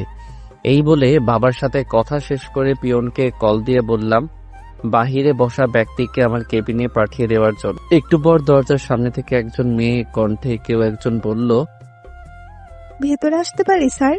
আমার কণ্ঠটা কেন জানি খুব চেনা চেনা মনে হলো, তাই আমি বললাম, জি ভিতরে আসুন। আমার সামনে আসতেই যাকে দেখলাম তাকে দেখেই তো আমার শরীর রাগে ফেটে যাচ্ছে। এ কি হৃদিতা, আপনি? জি আমি। বড় স্যার আপনার কাছে পাঠালেন আপনার পিএ হিসাবে। মানে কি আপনি হবেন আমার পিএ? অসম্ভব, আপনাকে আমি আমার পিএ হিসেবে কখনো মেনে নিব না, বেরিয়ে যান বলছি। হৃদিতা চোখে পানি দেখতে পেলাম। কান্না করতে করতে সে কেবিন থেকে বেরিয়ে গেল। আমি একবার ভাবলাম কাজটা কি ঠিক করে, এরপর ভাবলাম ঠিকই করছি, কারণ আমি চাই না আবার নতুন করে অশান্তি হোক। আমি আর নীলা অনেক ভালো আছি। হৃদিতা আমাদের মাঝে সমস্যার সৃষ্টি করতে পারে, কারণ তার কোনো বিশ্বাস নেই, কিন্তু আগের মতো শরীরটা নেই। মনে হলো হৃদিতাকে দেখে অনেক চিকন হয়ে গেছে, কিন্তু আগের থেকে এখন অনেক সুন্দরও হয়েছে। তাতে আমার কি? এগুলো ভাবছি, আর এমন সময় মোবাইলে কল আসলো। তাকিয়ে দেখি নীলা কল দিয়েছে, তাই আমি কলটা ধরে বললাম, কি করছো? আর বলো না, বাবার মাথায় একদম কোনো বুদ্ধি নেই। কেন, কি হয়েছে আবার? তুমি জানো বাবা আজকে আমার জন্য একটা পিএ নিয়োগ দিয়েছে। সে তো ভালো কথা। ভালো কথা না ছাই, পিএ আর কেউ না হৃদিতা। তুমি বলো, বাবা তো সবই জানে হৃদিতার সম্পর্কে, তাহলে কিভাবে বাবা হৃদিতাকে আমার পিএ হিসেবে নিয়োগ? বাবা যা করেছেন সে তো আর তোমার খারাপের জন্য করেননি, হয়তো এর জন্য তোমার ভালোই হবে। কি বলছো নীলা তুমি? তোমার মাথা ঠিক আছে তো? হৃদিতা থাকলে সমস্যা বাড়বে ছাড়া কমবে না। তাই আমি তো তাকে অপমান করে বের করে দিয়ে। এটা তুমি ঠিক করো নাই। আমি চাই সে তোমার হিসাবে কাজ করুক। আচ্ছা, এখন এসব কথা বাদ দাও, ভালো লাগছে না আমার। আমরা এগুলো নিয়ে পরে কথা বলবো। এখন আমার অনেক কাজ পড়ে আছে, সেগুলো শেষ করতে হবে। এরপর নীলা কিছু একটা বলতে চেয়েছিল, আমি কলটা কেটে দিলাম। আমি কিছু বুঝতে পারলাম না নীলাও রিদিতাকে আমার পিএ হিসেবে রাখতে কেন বলছে। দূর, কিছু ভালো লাগছে না। কাজ শেষ করে বাসায় যাওয়ার উদ্দেশ্যে রওনা দিলাম। রাস্তায় প্রতিদিনের মতো আজকেও নীলার জন্য একটা গোলাপ ফুল নিলাম। নীলার অনেক পছন্দ গোলাপ ফুল। বাসায় এসে কলিং বেল চাপতেই দরজার সামনে রিদিতাকে দেখতে পেলাম। রিদিতাকে দেখেই তো আমার মেজাজ আবার গরম হয়ে গেল। কি ব্যাপার, আপনি আমাদের আমাকে এখানে আসতে বললো, তাই আমি এখানে এসেছি। কে আপনাকে বাসায় আসতে বলেছে? ভিতর থেকে বাবা বলল। আমি তাকে আসতে বলেছি। আমি আর কিছু বললাম না। রিদিতাকে পাশ কাটিয়ে উপরে উঠে গেলাম আমার রুমে গিয়ে দেখি আজকে নীলা অনেক সুন্দর করে সেজেছে। একটা গোলাপি শাড়ি পরেছে, মনে হচ্ছে নতুন। আমি আমার সাথে আনা গোলাপ ফুলটা নীলার মাথার এক জায়গাতে লাগিয়ে দিলাম। বাহ, অনেক সুন্দর লাগছে আমার বউকে। নীলা আমায় জড়িয়ে ধরলো। একটু পর নীলা বলল, তুমি এখন যাও, ফ্রেশ হয়ে আসো, আমি তোমার খাবার বেড়ে দিচ্ছি। আমিও ওয়াশরুমে গিয়ে ফ্রেশ হয়ে খাবার খেতে চলে গেলাম। খাবার খেতে সবাই এসেছে, রিদিতা আসে নাই। হয়তো আমার অপমানের রুমে গিয়ে কান্না করছে। ভালো হয়েছে, তাকে সামনে তো আর দেখতে হচ্ছে না। রুমে গিয়ে শুয়ে আছি। একটু পর নীলা আসে, আমার সাথে শুয়ে আমার বুকে মাথা রাখলো। আমিও পাগড়িটাকে 2 হাত দিয়ে জড়িয়ে আছি। এরপর আমরা আমাদের ভালোবাসার গভীর সমুদ্রে হারিয়ে গেলাম। পরদিন সকালে ফ্রেশ হয়ে সকালে নাস্তা করে অফিসে রওনা দিলাম। অফিসে কাজ করছি, এমন সময় মোবাইলটা বেজে উঠল। আমি চেয়ে দেখলাম বাবা কল দিয়েছে। কল ধরতেই ওপাশ থেকে বাবা আমাকে কল করে জানালো নীলা হাসপাতালে ভর্তি। আমি যেন তাড়াতাড়ি সেখানে চলে আসি। আমি এক মুহূর্ত দেরি না করে গাড়ি নিয়ে রওনা দিলাম হাসপাতালের উদ্দেশ্যে। মনে মনে ভাবছি নীলার হঠাৎ কি এমন হলো যে তাকে নিয়ে সবাই হাসপাতালে আসতে হলো। ভাবতে ভাবতে হাসপাতালের সামনে চলে আসলাম। আমি গাড়ি থেকে নেমে এক দৌড় দিয়ে হাসপাতালের ভিতরে ঢুকলাম। আমার এমন অবস্থা দেখে একজন ডাক্তার আমাকে বললেন, আপনি একটু আমার কেবিনে আসুন, আপনার সাথে কথা আছে। জি, আমি নীলার হাজবেন্ড। আমি ডাক্তারের সাথে সাথে তার কেবিনে ঢুকলাম। ডাক্তার আমাকে বললেন, আপনি আগে শান্ত হয়ে বসুন, এরপর আপনাকে যা বলছি সেটা মন দিয়ে শুনুন। আমি ডাক্তারকে বললাম, জি বলুন, আমি শুনছি। আসলে নীলার ব্রেন টিউমারটা মাথার ভিতরেই গলে গিয়েছে। সে এখন কিছু সময়ের মেহমান। কি বলছেন এসব আপনি ডাক্তার? নীলার ব্রেন টিউমার আবার কবে ধরা পড়লো? আপনার কোথাও ভুল হচ্ছে। আমার কোথাও ভুল নেই, আর টিউমারের কথা তো আরো 3 মাস আগেই বলে দিয়েছিলাম। আমাদের পরিবারের কাছে তারা কেউ আপনাকে জানায়নি। কি বলছেন ডাক্তার? 3 মাস আগে থেকে এটা ধরা পড়েছে? আমি তো শুনে বাকরুদ্ধ হয়ে গেলাম। চারদিক যেন অন্ধকার হয়ে আসতেছে। এগুলো আমি কি আপনি এখানে বসে না থেকে নীলার কাছে যান তাড়াতাড়ি, কারণ সে আর বেশিক্ষণ বাঁচবে না। ডাক্তারের কথাতে আমার হুঁশ ফিরে আসলো। এক মুহূর্ত দেরি না করে চলে গেলাম নীলার কেবিনে। গিয়ে দেখি সবাই নীলার পাশে বসে আছে। আমাকে দেখে সবাই কেবিন থেকে চলে গেল, শুধু আমি। এই কি হয়েছে তোমার? তুমি কান্না করছো কেন? আমি কিছু বলছি না, শুধু নীলার দিকে তাকিয়ে আছি। জানো, আমি চাইনি তোমাকে শুধু শুধু এই কথাটা বলে কষ্ট দিতে। তাহলে তুমি আমাকে এইভাবে প্রতিদিন ভালোবাসতে না। ছিল তোমাকে নিয়ে বাকিটা পথ একসাথে চলবো, কিন্তু আল্লাহ হয়তো আমাকে তোমার জন্য বেশি দিন পাশে থাকার সময় দেননি। যদি তাকে আমি তোমার পিএ হিসেবে নিয়োগ দিতে বলেছিলাম আব্বুকে। প্লিজ তুমি রিদিতাকে আর কষ্ট দিও না। তাকে আমি চলে যাওয়ার পরে বিয়ে করে নিও, এটা আমার তোমার কাছে রিকোয়েস্ট। রিদিতা এখন অনেক ভালো হয়ে গিয়েছে। তাকে যদি তুমি বউ হিসেবে মেনে নাও, তাহলে আমি তার মধ্যে তোমার কাছে সব সময় থাকবো, সেটা তুমি সব সময় মনে রাখবে। আর যদি তাকে কষ্ট দাও, তাহলে মনে করবে তুমি আমাকে কষ্ট দিচ্ছ। বলো। আমার কথা বলতে অনেক কষ্ট হচ্ছে, তারপরে অনেক কষ্ট করে কথাটা বললাম। তোমাদের বিয়ের পর যদি মেয়ে হয়, তাহলে সেই মেয়ের নাম আমার নামে রাখবে। প্লিজ কথা দাও আমাকে। আচ্ছা, আমি তোমার সব কথা শুনবো। নীলা, তুমি শান্ত হও প্লিজ। তোমার কিছু হবে না। আমি তোমাকে দেশের বাহিরে নিয়ে গিয়ে চিকিৎসা করাবো। তোমাকে আমি কিছু আমার যে আর সময় বেশি নেই, আমি পারলাম না তোমার ভালো একটা বউ হতে। তুমি আমাকে ক্ষমা করে দিও প্লিজ। জাহিদ, আমাকে একটু তোমার বুকে জড়িয়ে ধরবে প্লিজ। আমার না তোমার বুকে মাথা রাখতে খুব ইচ্ছে করছে। আমি নীলাকে আমার বুকে শক্ত করে জড়িয়ে ধরলাম। এরপর নীলা আমাকে বলতে লাগলো, জানো, আমার না খুব ইচ্ছে করতো এভাবে তোমার বুকে সব সময় থাকতে। দুনিয়াতে তো আর পারলাম না, কিন্তু পরকালে আল্লাহর কাছে তোমাকে আবার চাইবো, যেন এইভাবে তোমার বুকে মাথা রাখতে পারি। আমি নীলার কথাগুলো শুনছি আর অঝরে কান্না করছি। কি বলবো নীলাকে? অনেকক্ষণ হয়ে গেল, নীলার আর কোনো সাড়া শব্দ পাচ্ছি না। তাই আমি নীলাকে ডাকতে লাগলাম, নীলা, ওই নীলা। নীলা চুপ হয়ে আছে আমার বুকে মাথাটা রেখে। আমার বুকটা ছেদ করে উঠল। নীলা কথা বলছে না কেন? আমার বুক থেকে নীলাকে আমার হাত দিয়ে সামনে আনতেই দেখি পাগলিটা খুব আরাম করে গভীর ঘুমের রাজ্যে ডুবে রয়েছে। আমি একটা চিৎকার দিয়ে অজ্ঞান হয়ে পড়লাম। যখন জ্ঞান ফিরল তখন দেখি আমি আমার বিছানায় শুয়ে আছি। আমি এখানে কেন? হঠাৎ নীলার কথা, আমার চিৎকার শুনে পাশের রুম থেকে সবাই ছুটে এসেছে। আম্মু আমাকে বলছে, কি রে বাবা, তোর জ্ঞান ফিরেছে? আজকে 7 দিন ধরে তুই অজ্ঞান হয়ে পড়েছিলি। আম্মু, নীলা কোথায়? আম্মু আমার কথা শুনে চোখ দিয়ে পানি বের করে দিল। নীলার বেঁচে নেই বাবা, বাড়ির পেছনে নীলার কবরটা দেওয়া আছে, তুই গিয়ে দেখ। আমি আর এক মুহূর্ত দেরি না করে রুম থেকে বের হয়ে চলে গেলাম বাড়ির পিছনে। গিয়ে দেখি নীলার কবর। পাগলিটা কি সুন্দর করে ঘুমিয়ে আছে। ওই পাগলি আমাকে এভাবে একা রেখে চলে গেলে কিভাবে? এখন আমি কিভাবে থাকবো? খুব ভালোবাসি যে আমি তোমাকে। এরপর নীলার কবরটা জিয়ারত করে নীলার কবরের একপাশে বসে কান্না করছি। একটু পর পিছন থেকে কে যেন আমার কাঁধে হাত রাখলো। আমি তাকিয়ে, আমি জানি না কিভাবে তোমাকে সান্ত্বনা দিব, তবে তোমাকে তো নিজেকে শক্ত করতে হবে। তুমি ভেঙে গেলে তোমার পরিবারের সবাই ভেঙে পড়বে। রিদিতার কথাগুলো শুনে আমার মাথা গরম হয়ে গেল। এমনিতেই নীলাকে হারিয়ে আমার বাঁচার ইচ্ছা হারিয়ে ফেলেছি, তার উপরে আবার রিদিতার কথাগুলো যেন আমার কাছে বিষের মতো শোনাচ্ছে। তাই আমি রিদিতাকে কষিয়ে 2টা চড় দিলাম আর বললাম, কোন সাহসে আমাকে বোঝাতে এসেছেন? খবরদার, আমার এর পরিণতি ভালো হবে না। এই বলে আমি সেখান থেকে চলে গেলাম। রুমে এসে খাটে শুয়ে পড়লাম। একটু পর মনে হলো কে যেন আমার মাথায় হাত বুলিয়ে দিচ্ছে। তাকিয়ে দেখি নীলা আমার সামনে। তুমি এসেছো। আমি জানতাম তুমি আমাকে ছেড়ে কখনো চলে যেতে পারো না।